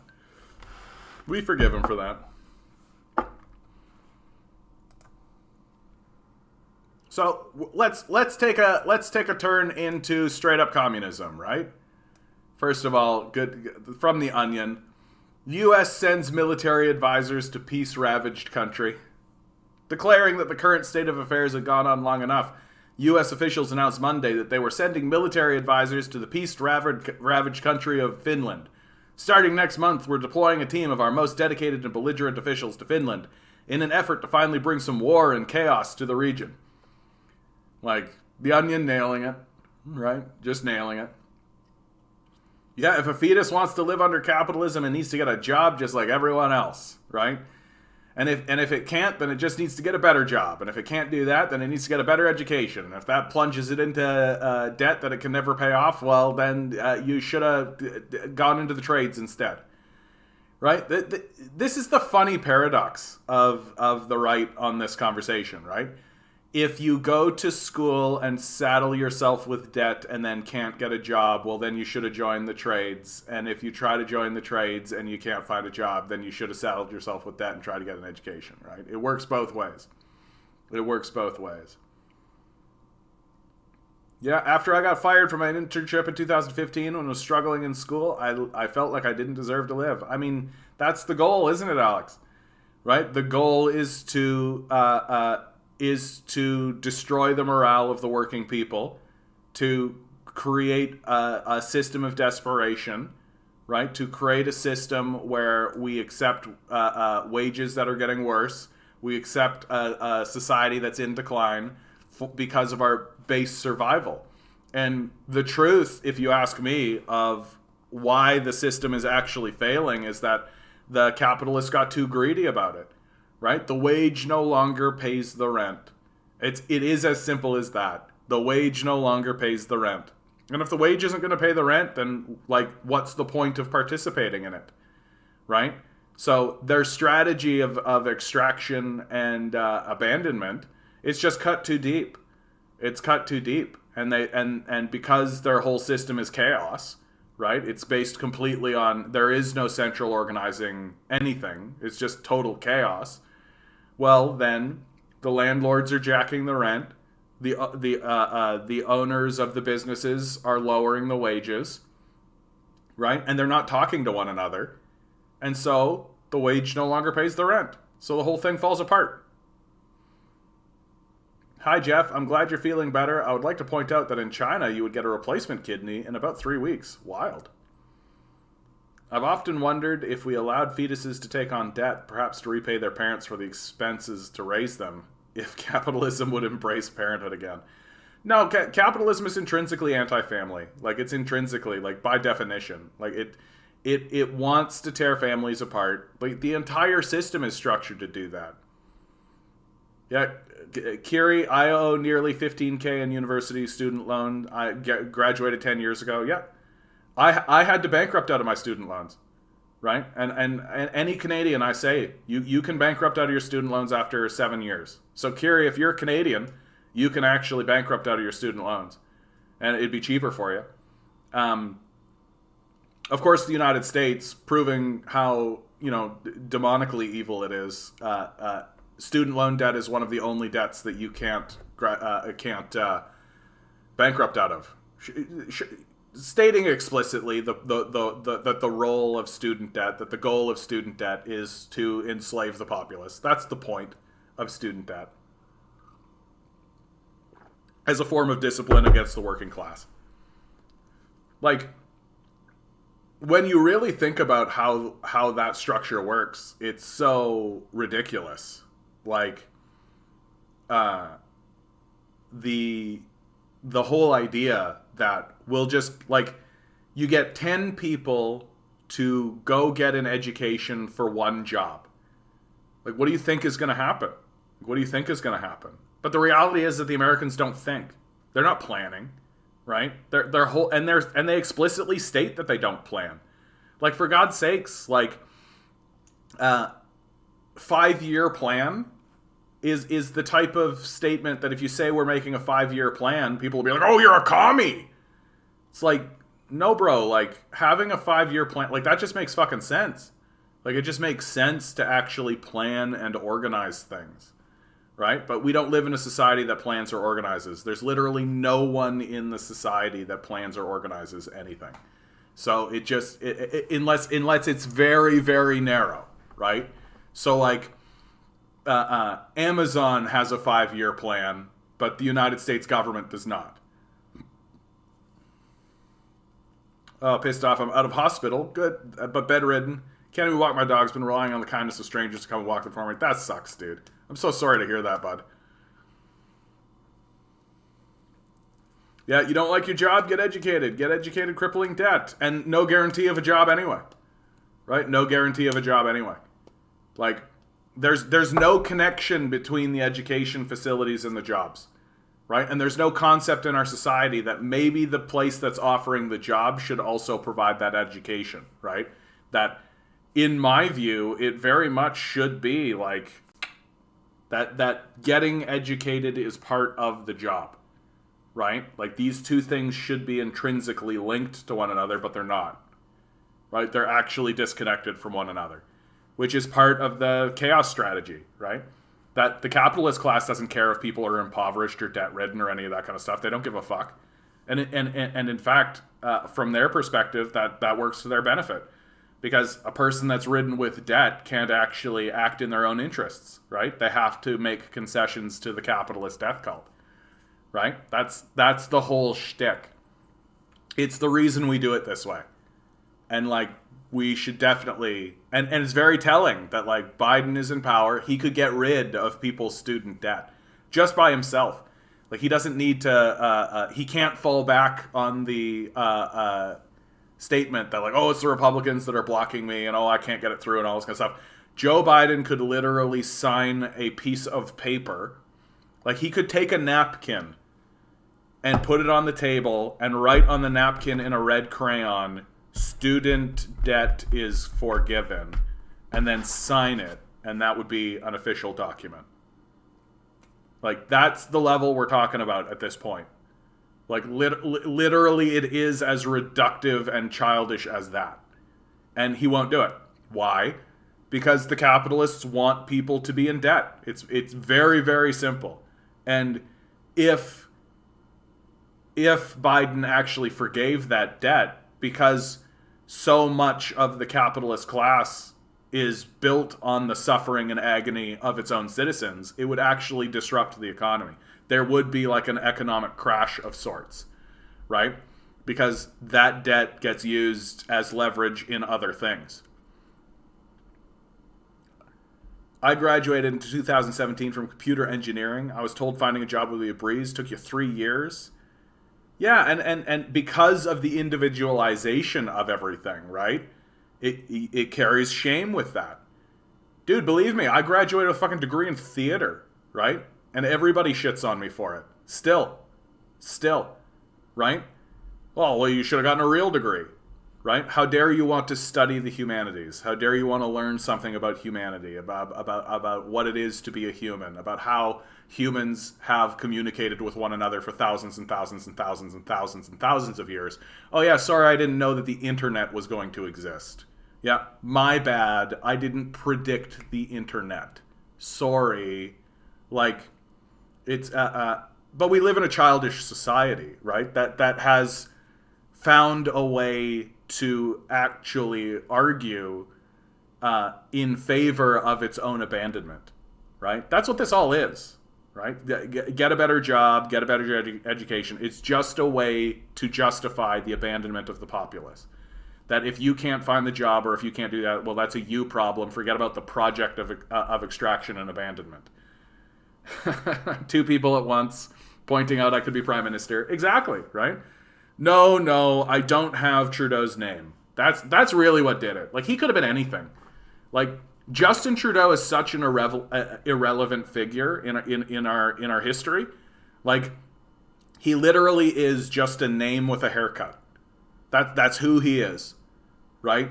All he does is read cue cards. That's all he does. So he could have been an engineer. He could have been anything, right? He has no vision. He doesn't really have political positions. All he does is take cue cards that are given to him and read them. That's all.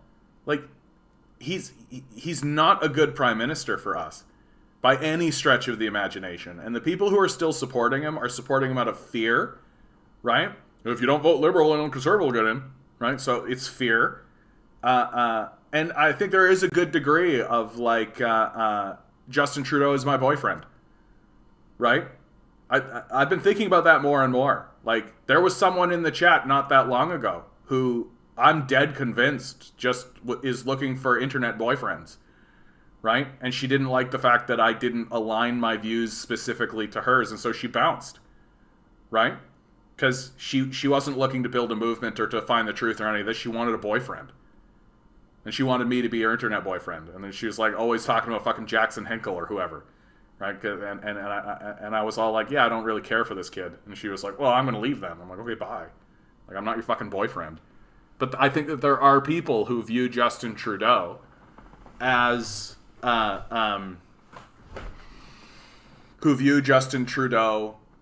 boyfriend. I think that that's absolutely the case, right? I've actually seen it. I'll like be on TikTok or something, and I'll be like swiping, right, as one does, and there'll be women who come by and they're like, "It's Justin Trudeau. He's so dreamy. He's my internet boyfriend." You're like, dude, no, like he doesn't give a fuck about you at all. Like he doesn't give a fuck about you at all. People who shits on you for having something like an arts degree are overwhelmingly right-wingers. Yeah, opinions discarded. Yeah, and I mean, like, what would we do without the arts, right? Like, but there's been a systematic assault on the arts in this country, right? And it should be called an assault, right? He's, like when I graduated, the year I graduated, arts funding was cut across the country by, in some places, as heavily as 80%. Right? Which is a disaster. Like, that kind of thing tells you that these people are economic illiterates. If you want to create a strong economy in a region, the first thing you should fund is the arts. It's the first thing that you should fund. Why? Because if you create art that people will come and see, right? Well, not only are you getting money into the area from other places so people can spend their money, other businesses will pop up to support the art that you have funded. It's the same justification for why you should always fund transit.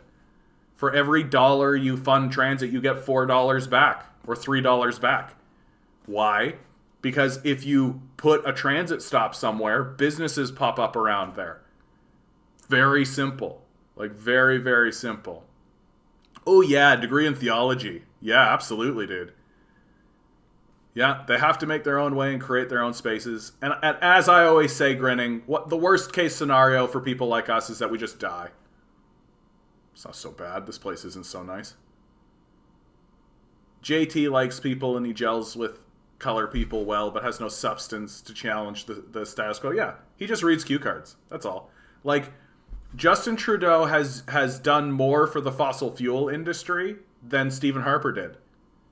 Like, straight up. Like, Stephen Harper was actually not that willing to go along with the fossil fuel industry because his opinion was, look, you're a free, like, I'm about free market capitalism, right?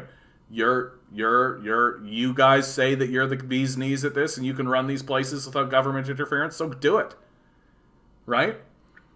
And don't come crawling to me when you fuck up, right? That was Harper's position. So he didn't really go in with this idea that we need to bail out the fossil fuel industry or any of this kind of shit. Whereas Justin Trudeau has like bought pipelines, literally like kicking in people's doors to drive a pipeline through First Nations. Can you imagine if Stephen Harper was doing that? Like, what would we be saying about Stephen Harper if Stephen Harper was having the RCMP kick in people's doors and driving a pipeline through their land? Right? But for some reason, Justin Trudeau can come out wearing fucking blackface, right? Driving a pipeline through First Nations land, having people kick in the doors and shit. And we're all just like, yeah, he's a liberal. Like, the guy is like a right-winger. Like, at best. Justin Trudeau and the Liberal Party is a right-wing party at best. And in my view, they're actually further to the right than Stephen Harper was. like pretty significantly. Like Stephen Harper wasn't kicking in people's doors and driving a pipeline through the land. Stephen Harper didn't buy a pipeline. Stephen Harper didn't fucking bullshit. Like, and that's the other part about like the fossil fuel industry, right? Like, he didn't bullshit us about it. Like, he was asked about climate change, and he unacceptably said, that's a problem for my grandchildren, right? But he didn't bullshit us. He didn't stand in front of us and say, yes, we here at the Conservative Party genuinely do care about climate change and are doing everything we can to fight climate change, and then increase production by 30%, the way that the fucking liberals do, right? Like, the people who are voting liberal at this point are in my, like, they're just as bad as people voting conservative, if not worse, right? Yeah, the Overton window has always been moving right, exactly. And now it's starting to get into dangerous territory. And the reason why it's getting into dangerous territory, or has gotten into dangerous territory, is because there's no one actually at the table stating that we could resolve these issues simply, right? That there are simple solutions. That the only people who are allowed to sit at the table are the ones that are willing to provide solutions that fall within the framework of free market capitalism. And the only thing that you're allowed to do is talk about incentivization, right?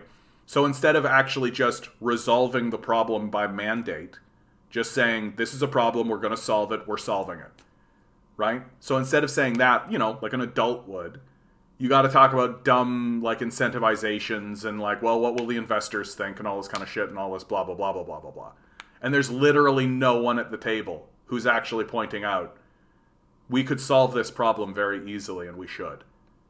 And that's because the Overton window has shifted to the right. So, like, you get a panel discussion at, like the agenda with Steve Paikin, for example. You get a panel discussion, and so you get a literal fascist on the panel whose solution is we should destroy the society for billionaires.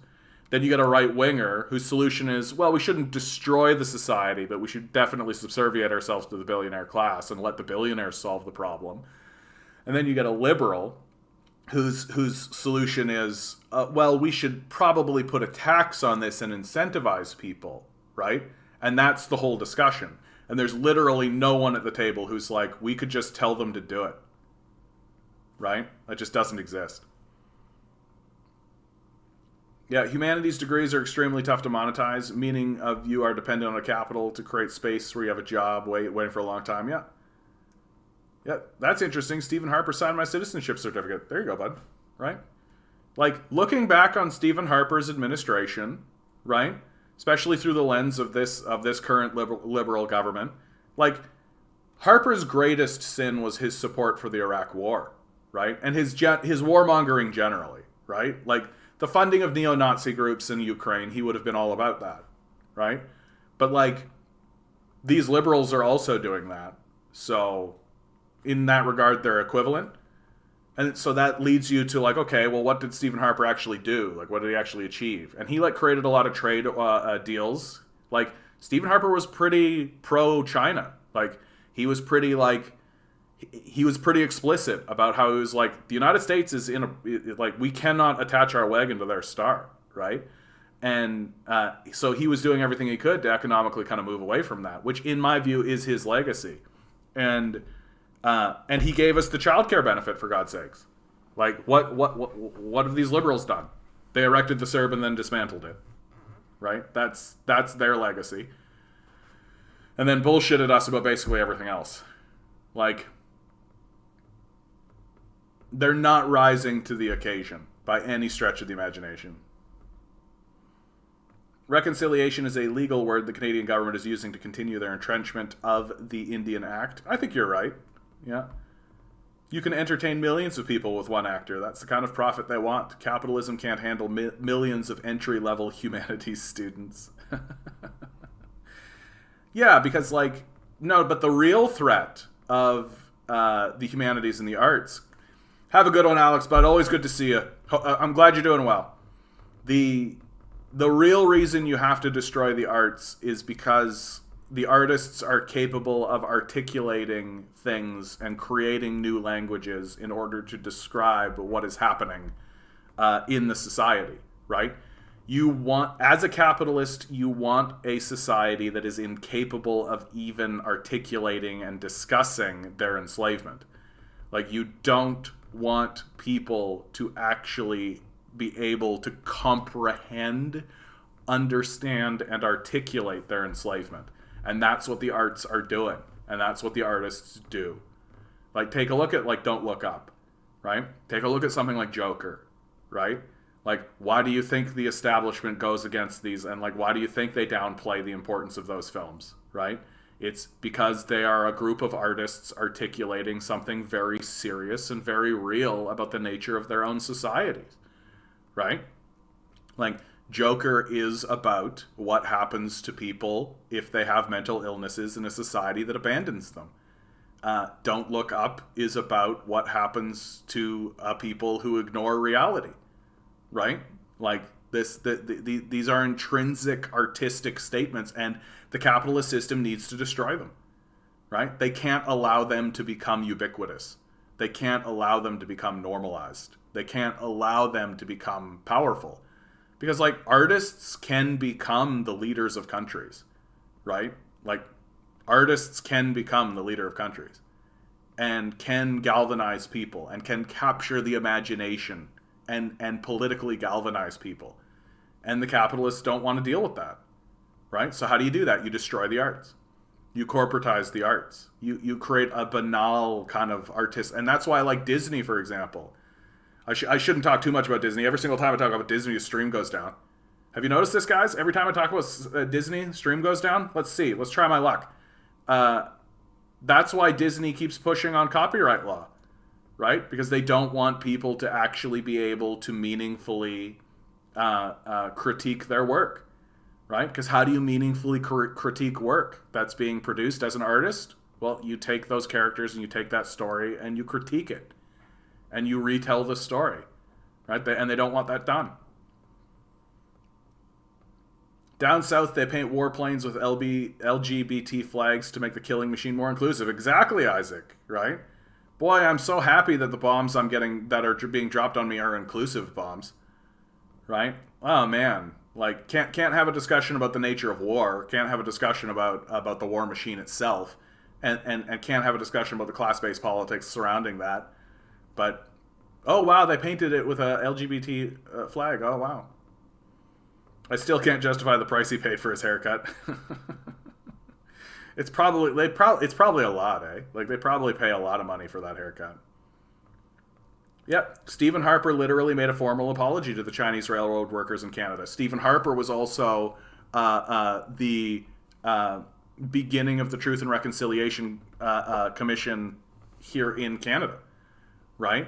And I've had lots of right-wingers point that out about Stephen Harper, and it's true, right? That when the First Nations people began to organize, and there was like the Idle No More movement and all of that, like, Harper didn't fight them. He didn't, right? You can find videos of him engaging with the First Nations community. And, like, you take a look at, like, how Harper actually interacted with the Indigenous population, the First Nations population, and it's like, yeah, he wasn't fucking taking RCMP officers and kicking in people's doors. Right? Like what's going on with the Wet'suwet'en. Like, what the Trudeau administration is doing is far more serious. Like, far more serious, and makes them way farther to the right than Stephen Harper ever was.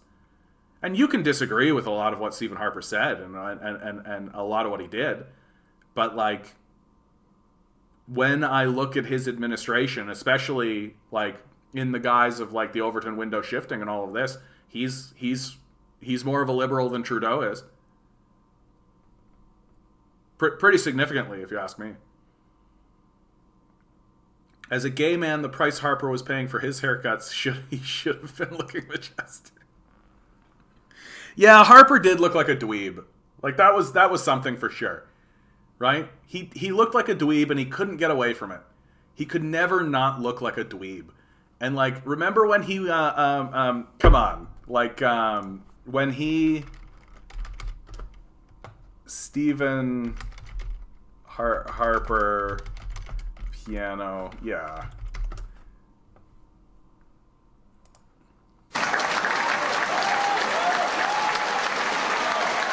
Nice suit. Nice suit. Looks good. Right? Looks good. And this is actually kind of like a charming Canadian moment. Right? Like, this is like a charming Canadian moment right there. This here's Yo-Yo Ma. This is kind of a big deal for Stephen Harper, actually, if you ask me. Like, a personal victory.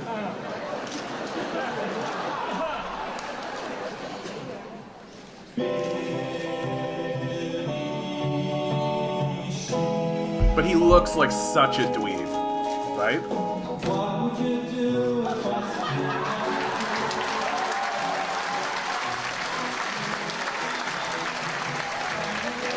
He's got kind of a chipmunk smile. You know, when he smiles, his front two teeth.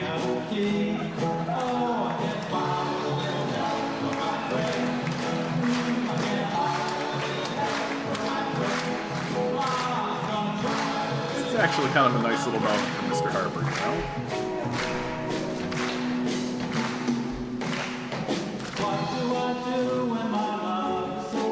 I just kind of wish that Harper had embraced the fact that he looks like kind of a dweeb, you know? I actually think he could have been more effective and that the people would have liked him better if he had have actually just embraced the fact that he's a dork. Like, he's just a fucking dork. But there's nothing wrong with that. Like, it just raises the question of, do you want to be led by a dork? And he always tried to present himself as a powerful man who was in control, right? And that's just not who he is. That's just not who he is, right? He is kind of a dork, and he is kind of a dweeb, and I don't know what he could have done to. I don't know what he could have done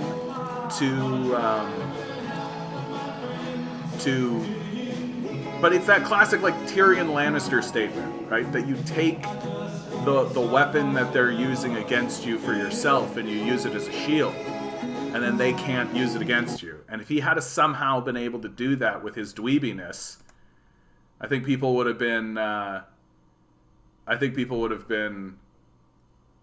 more comfortable with him, or more they would have liked him a little bit better, frankly. Now NFTs are here to dumb down the arts even more, making nothing more than money-making tokens. Well, and even more embarrassingly, NFTs are anti-art. They're anti-art. Because art is all about beautifying the world, right? It's all about making the world around you a more beautiful and tolerable place to be in, right? With color and expression and statements and extravagance and all of this. And so you take all of that energy, and where are you funneling it? Into a fucking worthless digital space that nobody gives a fuck about anymore, right? You're literally taking all of the energy of your artistic community that still exists to the degree that it can in a society that actively works to dismantle and destroy it, and you funnel it into these dead-end digital spaces, right? And if they're focusing all of their energy and time and effort into funneling all of this into digital spaces, well, then they're not actually engaging in the world, right? So NFTs are in my view, completely the antithesis of art. It's the death of art, right? They don't dumb down the arts. They literally kill the artist and send them to a digital space. Like, it's just a dead end, right? Like, that's what NFTs are. And it's a dead end so that fucking loser billionaires and millionaires with more money than they know what to do with can, like, trade in their money for fucking the rights to have access to a digital fart. Like, straight up, like, literally. Like, that's what's going on with that. Oh, I own the rights to the NFT for Quentin Tarantino's Pulp Fiction poster. It's just a way for, like, hyper nerds to brag. Like, really. It's like digital Pokemon cards. Gotta catch them all. Right? It's so fucking stupid. Like, and the more you think about it, and the more you learn about it, and the more you realize it, the stupider it gets. Like, the stupider it gets. Yeah, yikes, roll over John and George. The right wing embraced the Beetlejuice. Yeah, well, and it's so funny that they picked that song, right? Literally the Prime Minister of Canada saying, I get high with a little help from my friends. When the right wing has traditionally been anti-drugs. It's a bit... little bit of this. A little bit, okay. He was singing that song pre-legalization of marijuana. Right? Like, think about that. So, I'm bringing this up. Really specifically, I'm bringing this up for those right-wingers that talk about cancel culture. Right? You want to talk about real cancel culture? Here are the anti-communist extermination programs that existed from 1945 to 2000. Right?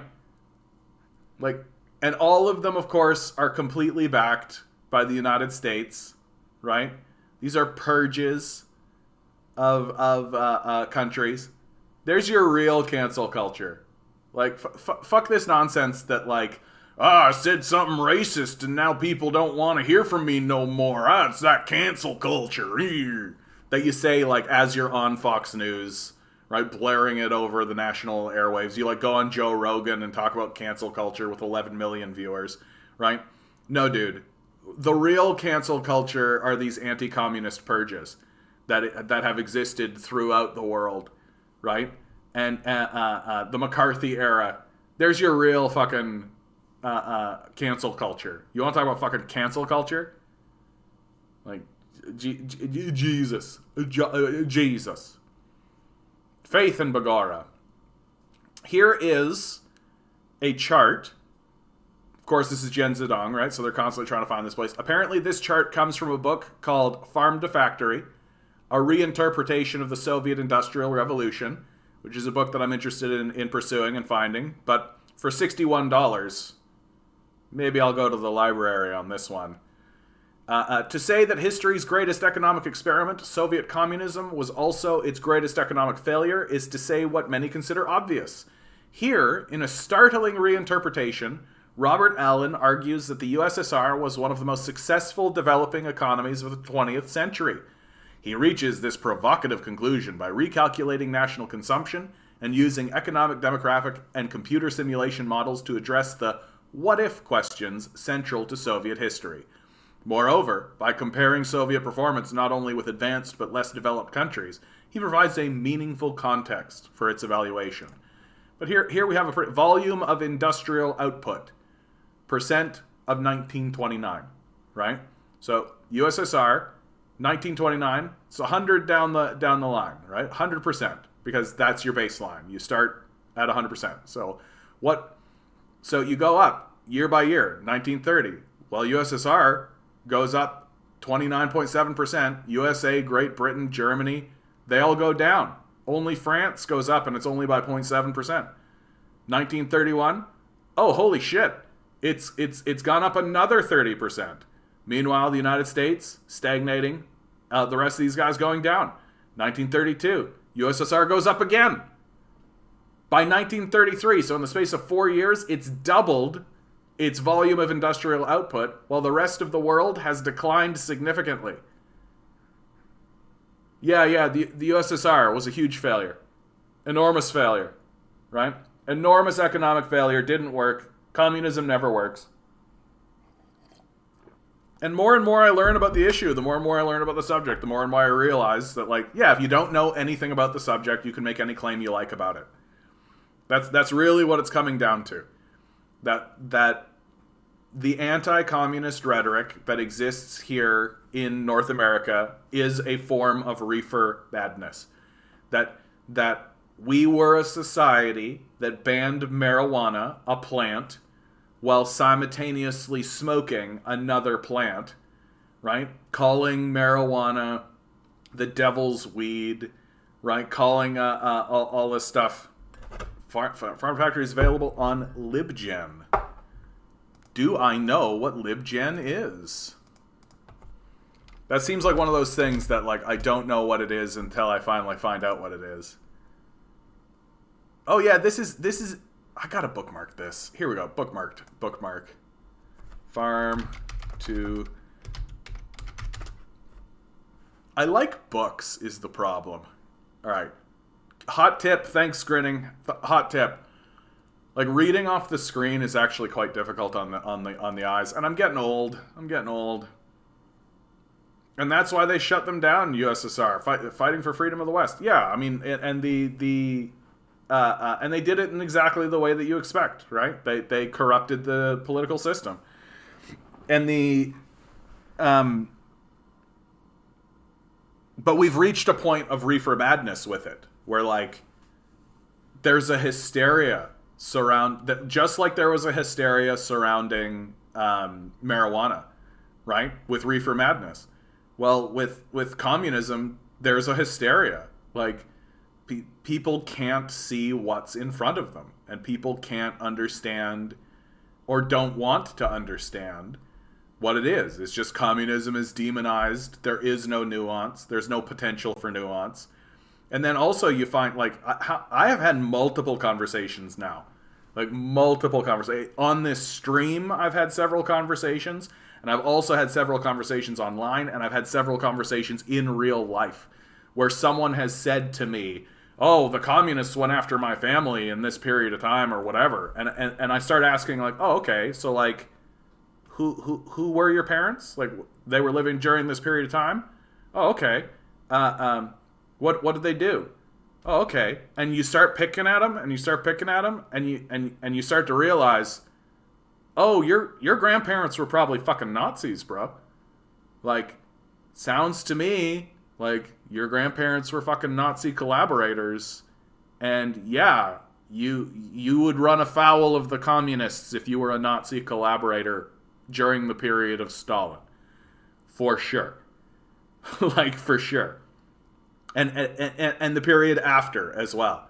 Like, if you were a Nazi collaborator, right? Yeah, the Soviet Union is going to go after you, right? Like, the Nazis murdered like 20 million Soviets, like, during World War II. Yeah, they're gonna go after you if you're a fucking Nazi, and it just keeps happening. I just keep having this conversation over and over again where you steadily realize, like, oh, like, you're sure your grandparents weren't fucking Nazis? Seems like. And this is like I'm steadily starting to realize that, like, this is the fallout of World War II. That because of, like, Operation Paperclip, because of our acceptance of Nazi refugees in our society, like, for God's sakes, like, Canada has war memorials, like pro-Nazi war memorials, right?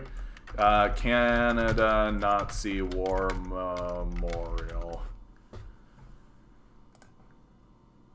Canada's Nazi monuments, right? Why does Canada have not one, but several memorials to Nazi collaborators? And why, when statues are toppling all over the world, have Canadian Jewish groups remained silent? Graffiti on the monument commemorating Nazi SS division being investigated as a hate crime by police. Ordinarily, you would assume a headline about Nazis as victims came from The Onion. And indeed, they've been prescient on this. But it's 2020. We're well down the rabbit hole of the American president who calls neo-Nazis good people, and this all-too-real article from the Ottawa Citizen, a major Canadian newspaper. Indeed, the news that Canada has a monument commemorating Third Reich soldiers is just an outer layer of a nesting doll of progressively shocking facts. Sorry to interrupt. Good to see you, John. The protest at Queen's Park is the Freedom Convoy movement, I've heard. Yeah, that makes sense. Just the timing of it, that makes sense. That you'd have that kind of thing happen. I'm not blown away by it. It probably won't be as big as all that, honestly. Like, here in Toronto, it'll probably blow over pretty quickly, honestly. And I also am worried that it is just an excuse for the white supremacists to get together, right? Like, I am worried about that. Yeah, the Cold War is omnipresent, unending. Communist Islam, China, Venezuela, ad infinitum, right? And you got to find... America always needs a boogeyman. America always needs someone else to point its finger at to blame all of its problems. Because it can never actually analyze itself. Because if it were to actually undergo the process of self-analysis, it would realize that its capitalist system is the culprit, right? And which is yet another reason why they need to destroy the arts. Because who are the people who are actually going to go through that self-analysis, right? It's the artists. The artists are the ones that are going to do the self-analysis, so they need to destroy it. Mocked, how you doing, bud? It was a 6. So close but no cigar, bud. Close but no cigar. Good to see you, bud. Good to see you. Every right-winger online is a Soviet refugee via Yugoslavia and Venezuela. Like, it just seems to me like we allowed a lot of Nazis into our ranks, and now we're facing the reality of what that means, right? You have a segment of the society that is anti-Soviet and anti-communist because their family were Nazis, right? And this isn't a small problem. You're looking at people like Chrystia Freeland, whose grandfather literally was a Nazi collaborator, right? You're looking at high rank, like the deputy prime minister, for Christ's sakes.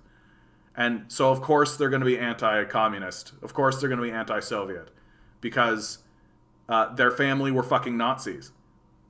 Like, this is a very significant and serious problem that exists here in North America, frankly, and really does lend a lot of credibility and a lot of credence to my theory that the Americans were actually allied with the Nazis. Like, the Americans were helping fund the Holocaust. The Americans were standing by as Germany took over Europe, as Germany invaded the Soviet Union. It was only after the Soviets started pushing back, right? It was only after the Soviets started pushing back and it became more obvious that the Germans were going to lose that war that the Americans went in. Because the Americans understood that if we don't actually go in, the Soviets are going to take Europe, and we can't let them take Europe, right? So we're going to go in, we're going to meet them at Germany, and then we'll say, yeah, we joined them to fight the Nazis, while simultaneously taking all of the Nazis as refugees, right? Like, so protecting the Nazis from the Soviets, and who rightly wanted to pursue justice against these Nazis. Yeah, they all claim to be victims of communism, but it never stands up to questioning. Well, and the idiocy of the, like, victims of communism memorial, which the Trudeau Liberals support, the victims of communism, like, yeah, what was your great-great-grandpappy doing during the years 1941 to 44? Exactly. Like, it doesn't take a lot of questioning, right? And you start to see, like, the dangers of actually, like, letting the Nazis off the hook, which is what we did, for sure. We just let a whole bunch of Nazis into our ranks. We because, frankly, at the end of the day, North America is pro-Nazi. Like, we love that shit. Like, the Nazi upswell, that kind of shit that's happening. It's like, yeah, of course. Those people were permitted to come and erect monuments, right? Erect monuments, create communities, right? Spread their shit around. Yeah, Ayn Rand died on capitalist welfare. Yeah, I cannot believe that Ayn Rand has become at all important, right? Like, when you're talking about, like, I talked about earlier how Justin Trudeau, like, part of his appeal is that there's a segment of the populace that views him as their boyfriend, right? That's 100% what happens with Ayn Rand, right? It doesn't go any farther than that. Like, she was just like a squee girl, like a fucking, like, simp for some industrial capitalist. That's it. She had, like, an industrial capitalist boyfriend that she loved to wank off. And, like, so she wrote a book wanking him off. And we're all supposed to take it seriously when it's, like, so obviously just, like, Ayn Rand's, like, heartthrob novel for some dude, right? Like, that's how pathetic our politics is. That some third-tier, like, C-list, who gives a shit author who made a bunch of racist commentary and then died as a hypocrite, like, is taken seriously by a major political party. Like, get the fuck out of here with this trash. Like, it's so obviously... It would be as if I picked up, like, a romance novel with Fabio on the front of it. And it was like, I'm going to base my entire political philosophy on this fucking romance novel with Fabio on the front of it. Like, this, I'm a serious person. Make me the leader of the country, please. Please give me control of nuclear bombs and let me go talk to other leaders on the world stage, because Fabio's hair represents the power of the industrial nature, and his abs represent, like, this is literally what these guys are talking like when they're talking about Ayn Rand. It's so embarrassing and cringy. Like, it's despicable. And it really shows you the, like, shallowness and the inability of the right wing to actually find credible sources to actually discuss anything serious. Like, it's the reason why they keep using 1984, right? Because 1984 is, like, literally the only thing credible ever written, even though it's a fucking fiction. Right? Even though it's a fucking fiction. Like, this is the best part. Like, they never use, like, they never have, like, economists. They never have, like, anybody serious with, like, a serious depth of work. And then when they do use, like, economists, like Adam Smith, for example, like, when they do use this stuff, they misquote them and they completely misconstrue them. Right? And in ways that you don't need to create a thesis to see. You literally need to read it once and be like, that's not what they said. Like, in very clear and obvious ways. Like what the right wing is doing to Martin Luther King. It's fucking embarrassing. Right? And that's, but the far right doesn't care about any of that. It doesn't care about being embarrassed. It doesn't care about any of that. It cares about power exclusively. And it'll tell any lie that it needs to tell in order to forward its power. And if you confront them, they'll just gaslight and deflect and move on. Right? Like, they don't care about the truth or any of this shit. They care about power exclusively. Yeah, you're absolutely right about this. Alexander Solzhenitsyn's ex-wife admitted that the Gulag Archipelago was folklore, which makes Jordan Peterson wrote the, like, foreword of, like, a 50th year anniversary or anything. It makes it the most embarrassing shit of life. Like, don't pay any attention to any of the actual facts or evidence or anything observable or actual, like, first-hand accounts. Here's a guy that wrote a fiction book, right? Like, it would be like taking E.T., right? The 1980s movie E.T., and credibly attempting to say, like, this is something that actually an alien visited the planet. I know it's true because there's a movie with an alien in it called E.T. Like, that's what's going on. And it's getting fucking embarrassing. And what's getting even more embarrassing is that the right wing is doubling down on this crazy shit. Right? They're just doubling down on it. And the people who are supposed to be counteracting them, the liberals, right, are pathetic. They're weak and they're lame. And they sound stupid because fundamentally they're allied. Right? Like, it's comedically hilarious that Justin Trudeau would stand up and say, there is no place for Nazi hate symbolism like swastikas in our country while I actively fucking fund Nazi groups in Ukraine. Like, it's a farce. Justin Trudeau is a total fucking farce. Yeah, exactly. Or how Louis Riel has been appropriated by the Ottawa regime. Now he's the father of Confederation, even though they railroaded him and hung him. Yeah. No, the Louis Riel story is fucking heartbreaking, dude. Like, he was driven somewhat mad in the end of it all, if you ask me. Like, when he goes to Ottawa, he knows he's going to be hung, right? But, like, he's been in prison for so long by that point. He's and the isolation and just the crazy nature of what his life had become, like, clearly drove him to a form of madness. Like, there's no other way to talk about it. And it's like a complete and since then, right? So I was just talking about Stephen Harper. Well, one of the shitty things that Stephen Harper did during his period of time is he took Louis Riel Day, right?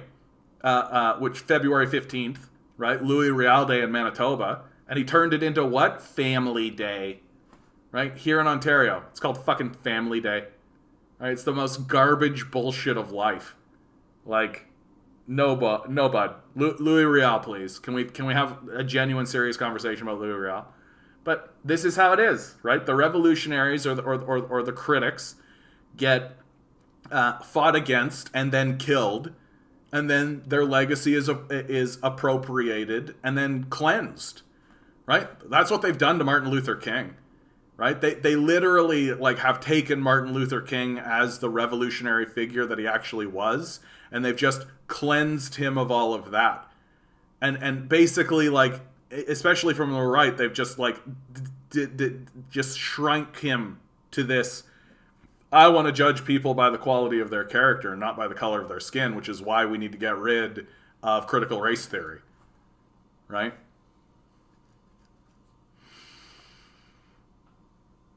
Yeah, he was standing for whites and indigenous people. He believed in the legal system. Well, and also he didn't want Ottawa to decide the fate of his own people. He want like the existence of Manitoba as a province, and the idea of provincial rights, and the idea that we should be able to make decisions for ourselves, right? That's what he's fighting for, right?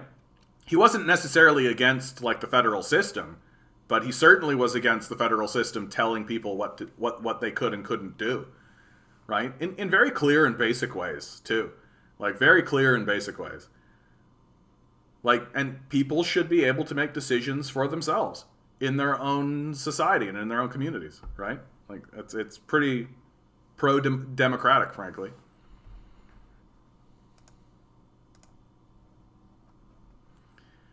So let's talk about something really fucking stupid. Let's talk about something. We've been talking about a lot of stupid shit today. Like, honestly, guys, like, a lot of what's happening in the world today is just fucking stupid. Like, really should convince you that we really are just a bunch of scared monkeys who haven't really thought anything through. Like, it's so easy to break us apart. It's so easy to tear everything apart, right? It's so simple. And once you recognize, like, majority of survey respondents say Canada should boycott Beijing Games, that's really fucking stupid. Like, you gotta be really low level, like really, really low level to genuinely think that it makes any sense whatsoever, that it's reasonable, rational, in any regard to boycott the Beijing Games. Like, all you're doing is making yourself look like a psychotic asshole. Like, really. What's the point of the Olympics? The point of the Olympics is for nations to come together in a collective project that is not war in order to display their athletic talent. And yes, compete against one another, but not compete against one another to destroy one another, but rather to compete against one another to lift each other up. That's the whole spirit and idea of the Olympics. And the idea that you're going to boycott it makes you a psychotic asshole. And nothing else. There is no other position. And majority of survey respondents say that we should. Like, what's the percentage? Does it actually say? Yeah, 56%. Right? 56%. Only about 1 in 5 Canadians have had a positive view of the People's Republic of China for the past year and a half. 20% when we asked in December. 56% of Canadians thought that China should boycott the 2022 Winter Games because of China's human rights record. What human rights record is that? Right? But also because they keep in mind the arbitrary detention of Michael Spavor and Michael Korag. Yeah, we literally kidnapped a Chinese citizen off of our streets, and the Chinese, in response, picked up a couple of our spies. Arbitrary, right? Totally fucking arbitrary. It's like, we are so fucking stupid. Like, stupid. Like, we have no image of like who we are. We have no self-analysis. We literally just think that we're the coolest, like walking around with our dicks hanging out, right?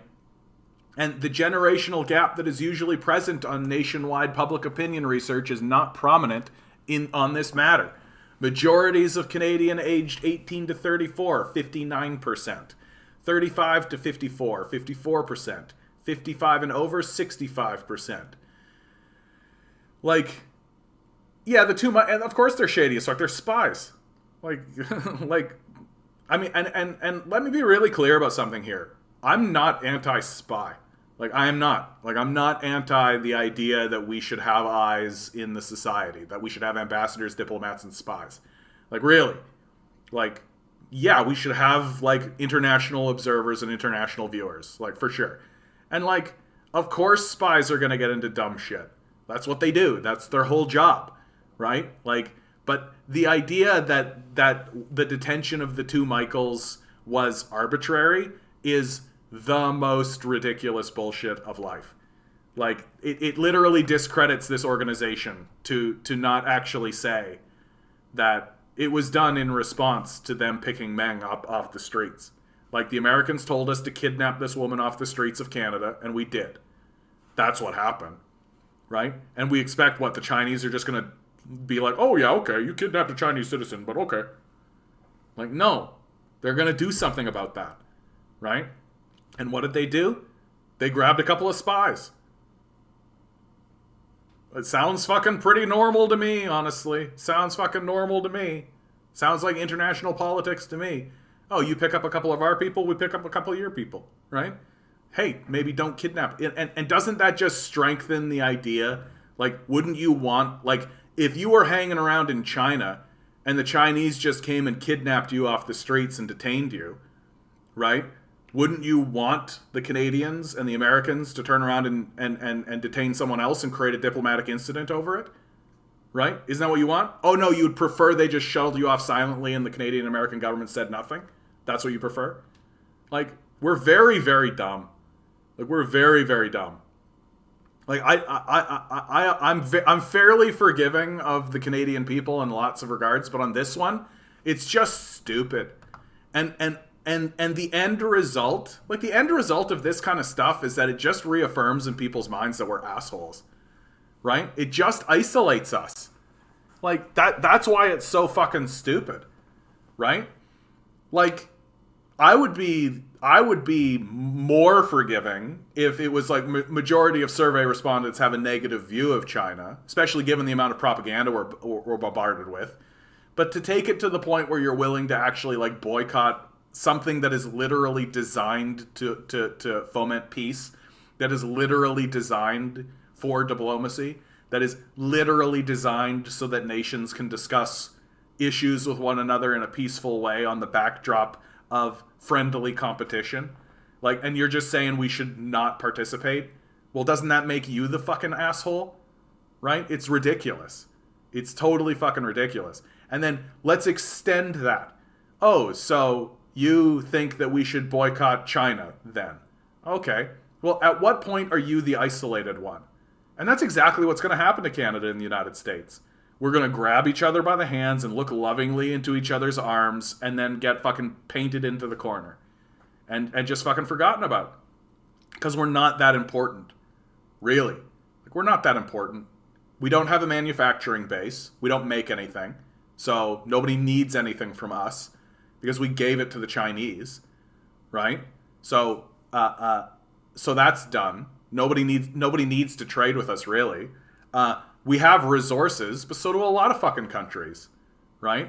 Like, do we have any special resources that people can't get elsewhere, right? Is there something magical about the resources that we have? Like, we're gonna end up in a period where, like, and more and more and more, it's just gonna get more and more obvious. Anytime that there's a choice where a nation has to choose between North America or China, they're going to go China. Why? Because China's stable, it's not spreading around bullshit propaganda, and they don't act like assholes all the time. like we do. Like, we're total assholes constantly. I heard of a story of a Qing Dynasty envoy that was sent to the US and was beat up and killed by some white thugs, and the emperor was too fearful of the US to do anything about it. Yeah, they want to return to that. Exactly. Right? It's white supremacy. That's what they're after, right? Like, they don't like the fact that there's a non-white country that's becoming a peer competitor. And there's not much they can do about it. Like, that's the thing that's really fucking pissing them off. There's nothing they can do about it. And so we're taking our rage out in pathetic and petty ways. We're literally like, yeah, we should boycott the Olympic Games. That'll show them. Yeah, when we boycott the Olympic Games, they'll really know we mean business. Yeah, we're serious people over here in Canada. If we boycotted the Beijing Games, the rest of the world would be like, oh, thank God, and they would move on. They would just be like, oh, the assholes aren't here. Fantastic. They don't give a fuck. Like, we're not important. Like, for fuck's sake. The United States has a population of 300 million. We have a population of like 36 million. Okay? So let's say it's 400 million between the two of us.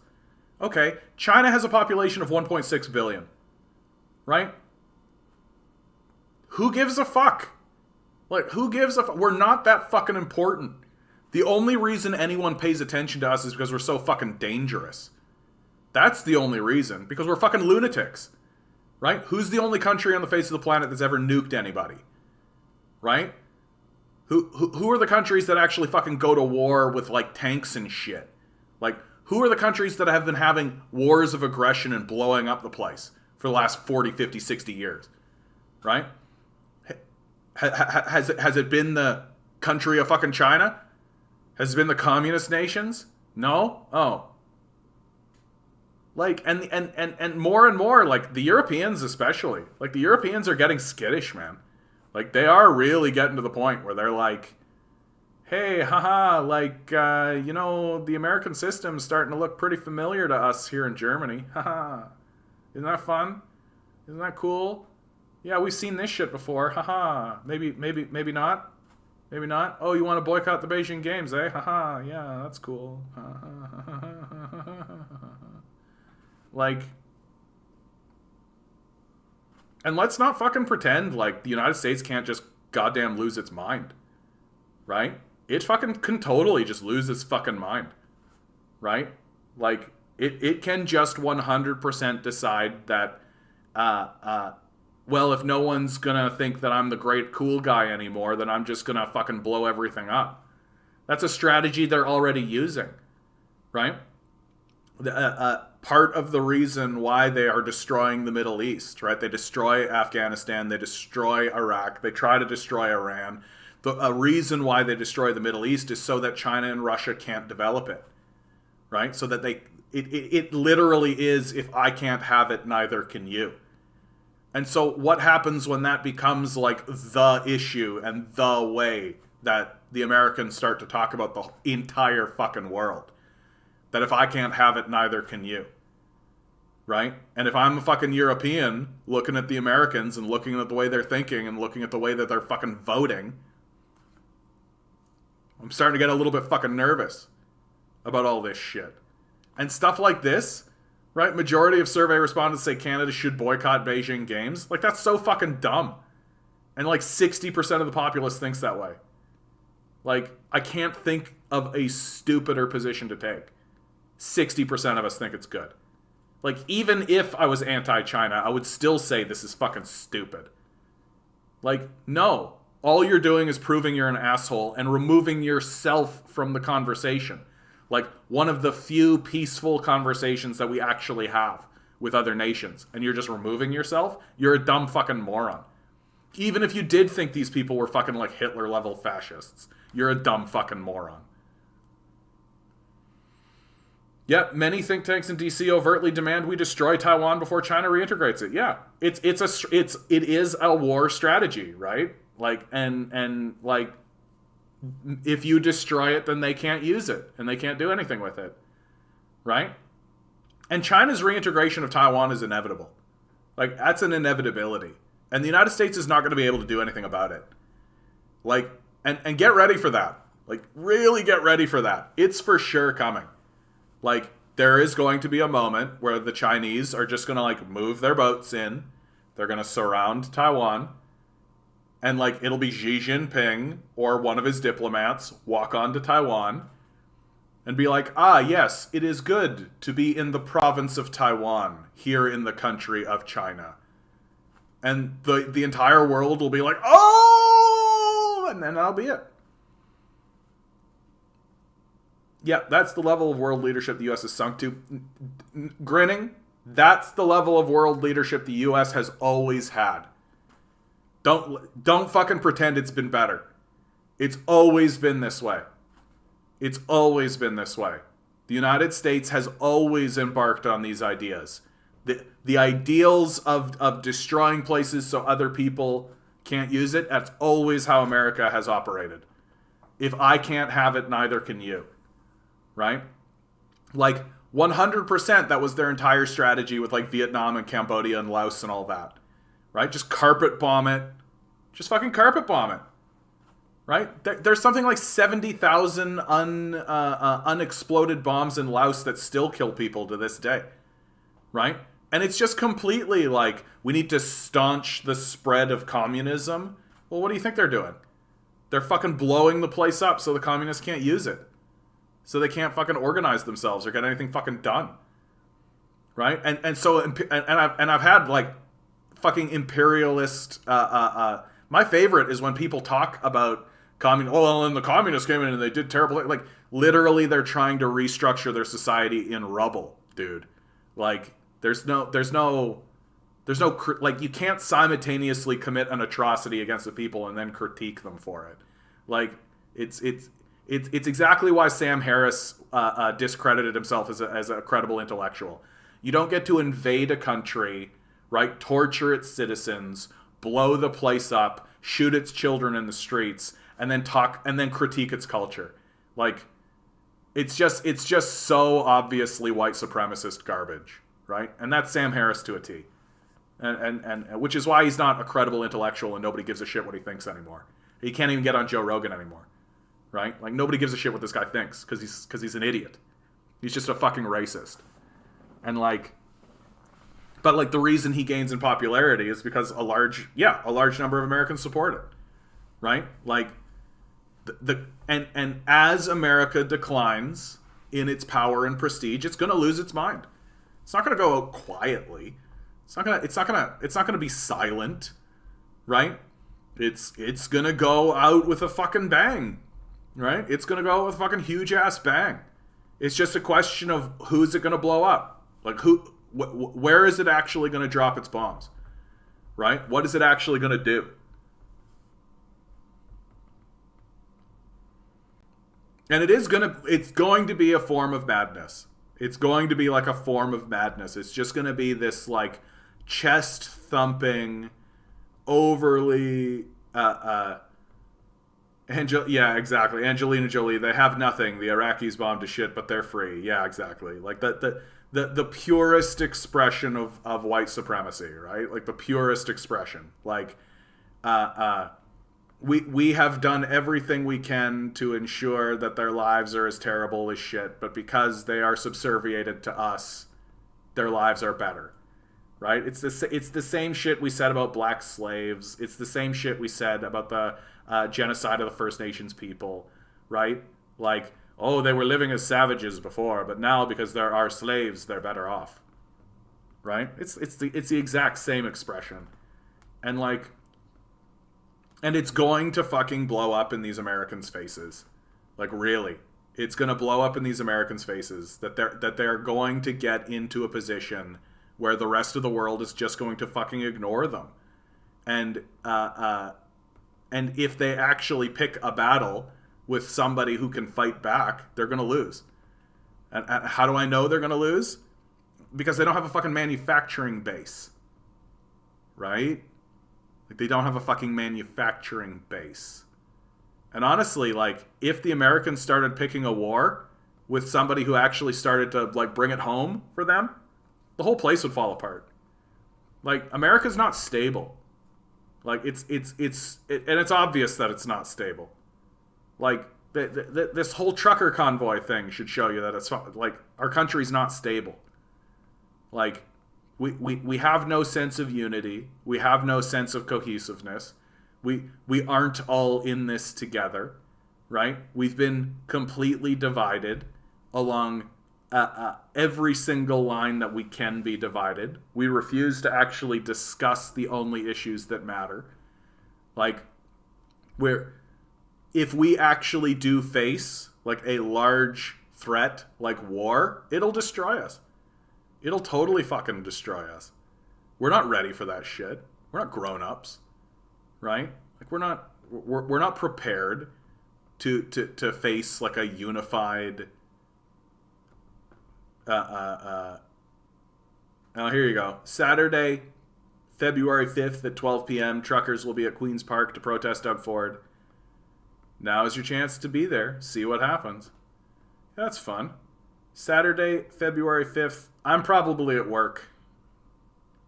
I actually know that I'm at work. Yeah. Doing capitalism. If anybody in the chat wants to go down there, actually capture some video, I'm sure there'll be plenty of video about it. I'm not surprised. I'm not surprised to see this. And Queen's Park is exactly the place. It'll probably be pretty small, honestly. Like, you'll have like a couple of dozen. Yeah, that's life, Vince. That's life. Capitalism ruins everything, right? I got to do capitalism, bud. I got to do capitalism. I'm enslaved to it as much as everybody else is. I'm not free of it. Not yet. If you'd like to try to get me free of it, make sure you donate to my Patreon. Even $1 helps you guys. And if you are donating at $1 level, please make sure, if you're donating at the $1 level, maybe make it $2. Yeah, all the energy is on the right. Yeah. Well, they're the majority of the population, right? Like, the Overton window has shifted so far to the right that the people who are walking around being like, hey, maybe everyone should have food and shelter are considered like fucking far left communists. Like, for God's sakes, like, Joe Biden is being described as a fucking communist. Like, it's ridiculous. Like, we're in a period of total absurdism. Just one. If we ate just one billionaire, the rest would get the message. China had to kill 14 billionaires. We can bring them to heel. I mean, yeah, we can, actually. It would just mean, like, actually enforcing rules. But the reality is that our system is so corrupted that we would never actually get the ability to do it. And frankly, if we did, the billionaire class would just do away with it. Like, that's all. That's why we have to actually focus on surrounding the halls of power and redrawing our constitution. And, like, really, really, the left should do an anti-capitalist protest. Yeah, instead of all the NDP liberals complaining on Twitter, Reddit, let's do our own protest. Let's do it, plan it, and go. Yeah. Vince, bud, what do you think I've been trying to do? What do you think I've been trying to do, bud? What do you think I've been trying to do? That's what I've been trying to do. I've been trying to do that for about a year now, bud. I've been trying to do that for about a year now. And, like, the true reality is that there is no left-wing movement in North America. Not really. Like, not really. That there is a union movement to a degree, but that union movement has largely been co-opted and integrated into the larger capitalist strategy, right? So it's just part of the system. There is no real true leftist movement in any serious way. Like, you see videos of the Communist Party going out and having like a little minor protest, you know, like 10 people come, right? Like, and I'm not trying to say this to besmirch any of that. That work should be done, and it has to be done. But, like, it's not like we can all just say, like, the left should do a rally. Like, yeah, we know, bud. Like, we know. And the most serious, like, movements that have happened in Canada that you could make the claim somewhat credibly come from the left are, like, the climate change rallies that happened, right? Like, you had like 100,000 people in the streets here in Toronto about the climate change rally, right? Pre-pandemic. But like, the left wing needs to protest Doug Ford's cut and ask him to implement a provincial UBI. I mean, yeah, but like, COVID hesitancy has been a real issue for the left because like the left exists in reality, right? And believes facts and evidence, right? And acknowledges the existence of reality.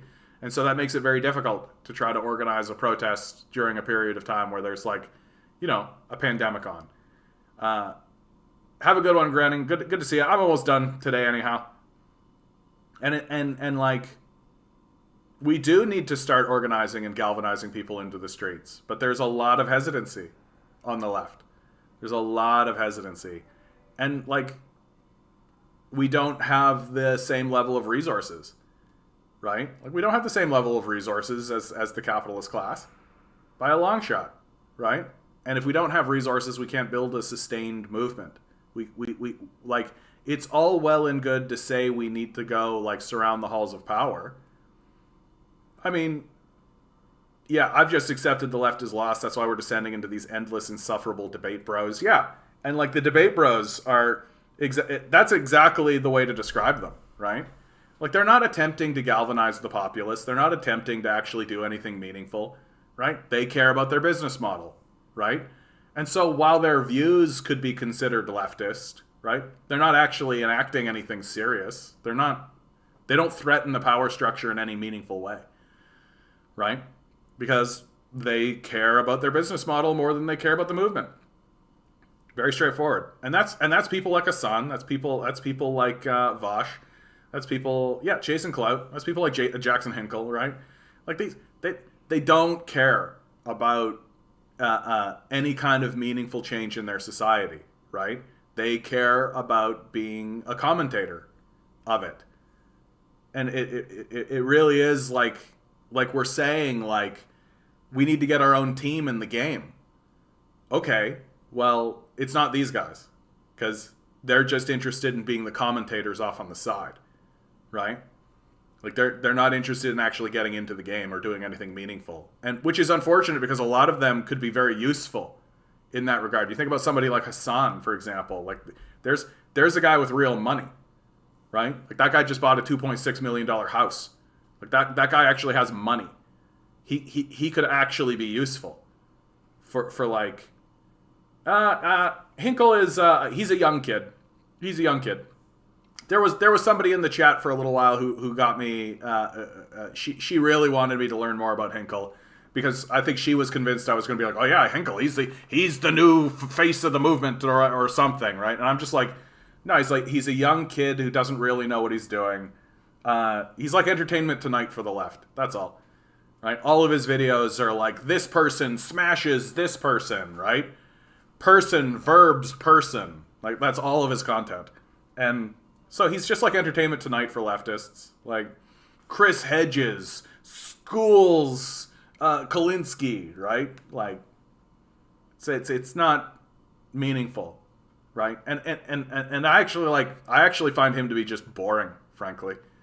Like, that, at least, like, I tune into Hassan because I think his takes are interesting and he seems well read, right? So in that kind of way, whenever there's an issue that comes by that I don't really know much about, and Hassan does a video about it, I tune in because he at least can encapsulate it in a way that's interesting and informed and from a leftist perspective.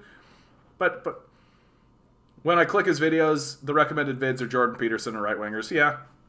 Well, and that's because Hinkle is playing both sides, right? Like, that's the reason he is... he calls himself... He's a Nazbol, right? Like, he calls himself an American patriot as well as a Marxist-Leninist. And it's like, he's just playing both sides, right? So that he can, like, oh, I have Marxist-Leninist views, I'll pay attention. Oh, I have those sorts of views, I'll pay... So he's just playing both sides. And, you know... And we're not very smart, so we don't really see through these things as a people. And also, in my Discord, people have been showing me clips of Hinkle, and when he was even younger than he is now, he's only like 22. But he said some pretty malicious things about women and how he actively manipulates them and all of this. So, I mean, he's just a kid, right? He's just a kid.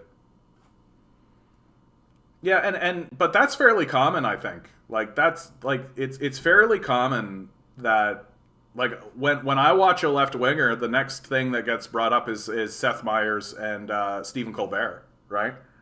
Like YouTube is constantly trying to funnel you away from independent commentators and constantly trying to get you into the more established people. That's how it rolls, and that's the reason why there's been a decline in viewership amongst leftists. Right, that's going to affect this channel pretty seriously, I think. Right, because it's because YouTube is not like it's never going to like, oh, you liked Thought Slime, or you liked what's a really Second Thought. Second Thought's newest video was really good, by the way. I highly recommend Second Thought's newest one. Like, you like Second Thought. Well, here's the Canadian commie, right? Like, that connects in really nicely thematically, and he's making a lot of content. You'd be interested in that? Never going to happen. It's always going to be Second Thought, Seth Meyers, right? Funnel us into dead ends. Funnel us into dead ends. And that's all I view. That's how I view, like, Vosh Hassan, all of these guys. China will save us, fairly convinced of it. I don't think so, bud, because China might save the globe. Like China might have China will definitely have significant impacts in a global sort of sense. I think that's definitely true. But North America, we're going to blow ourselves up. Like China can't save us from ourselves, right? Yeah, it drives me crazy. Always dumps me into MSNBC if I leave it on autoplay. Yeah, exactly, Loaf. Good to see you, by the way, bud. Good to see you. Good to see you, bud. Like, what we are doing is self-inflicted. And there's just no other way to describe it. Tacos for Jesus. Nice. I like that name, bud. Hassan radicalized me. I'm here for a greater Canadian understanding. What a beautiful sentiment, Tacos. What a beautiful sentiment. I love that. That's so nice. If I became the Canadian Hassan, that would be a huge win for me. My only critique about Hassan, because I agree with you, Hassan is good as a radicalizing force. Because he's so clear-minded, because he is fairly articulate, he seems to know what's going on. For the most part, he has gaps. Like, his gap on Julian Assange was very surprising. I was very surprised to hear his take on Julian Assange and to hear how wrong it was. Like, it was so aggressively incorrect. I was very surprised by that. But outside of that, like, he seems to work hard and know what he's talking about. And my only critique for a man like Hassan is that he's not trying to move it forward into... Like, he's not taking the leftist theory and actually implementing it in his own life in serious ways. He's just a commentator, right? He's not actually using his wealth or his position in order to get these radicalized people into movements or into the streets, into protest, into surrounding the halls of power. And he's not using his money to try to sustain those movements, right? Which is 100% what I would be doing. Like, I'm trying to get people into protest movements. Like, all last year, I was doing one protest a month. I was organizing with a trans woman, protesting about the treatment of the disabled and the poor, right? Like, which I think is completely fucking unacceptable. Like, it's completely unacceptable what's happening to the disabled and the poor here in Canada. Like, it's unbelievable. And so, the idea that we're not...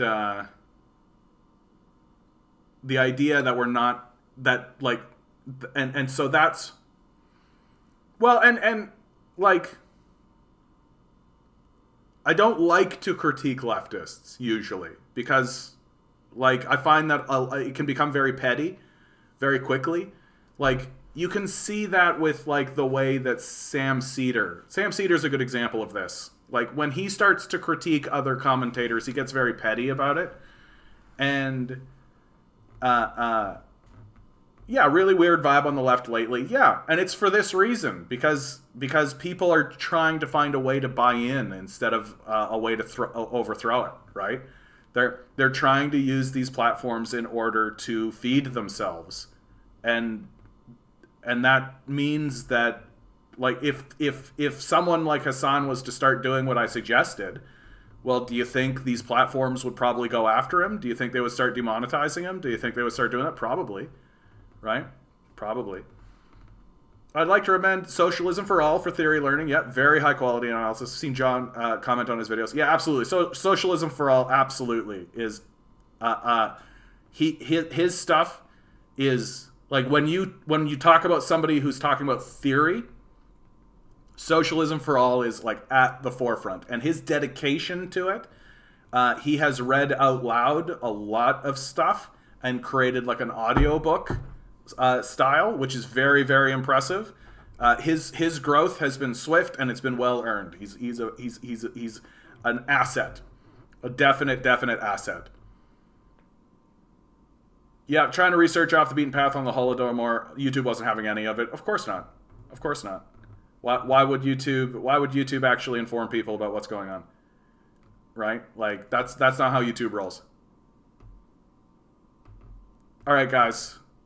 We are reaching the end. I'm actually a few minutes over.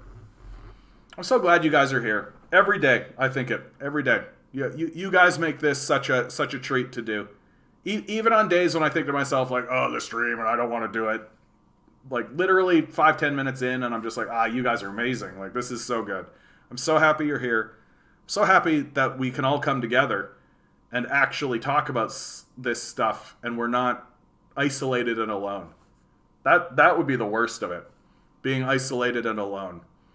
And on the issue of like the leftists, I didn't actually finish this thought, so I'll finish it on my way out the door, right? Have a good one, Amanda. Good to see you.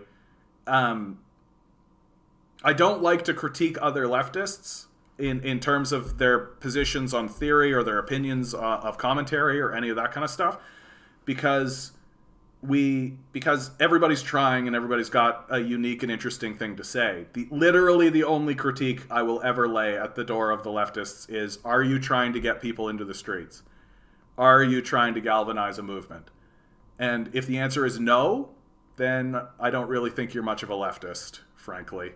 Like someone like Hassan is like, what is really the difference between Hassan and like a liberal? Really? Barnabas is late. In time for the closing statement, bud. Always remember, you are a quantum being, walking around in quantum energy. These billionaires are spending hundreds of billions of dollars to try to make sure you never realize it, because then they can convince you that you're just a commodity. Revolt. Rebel. Repent.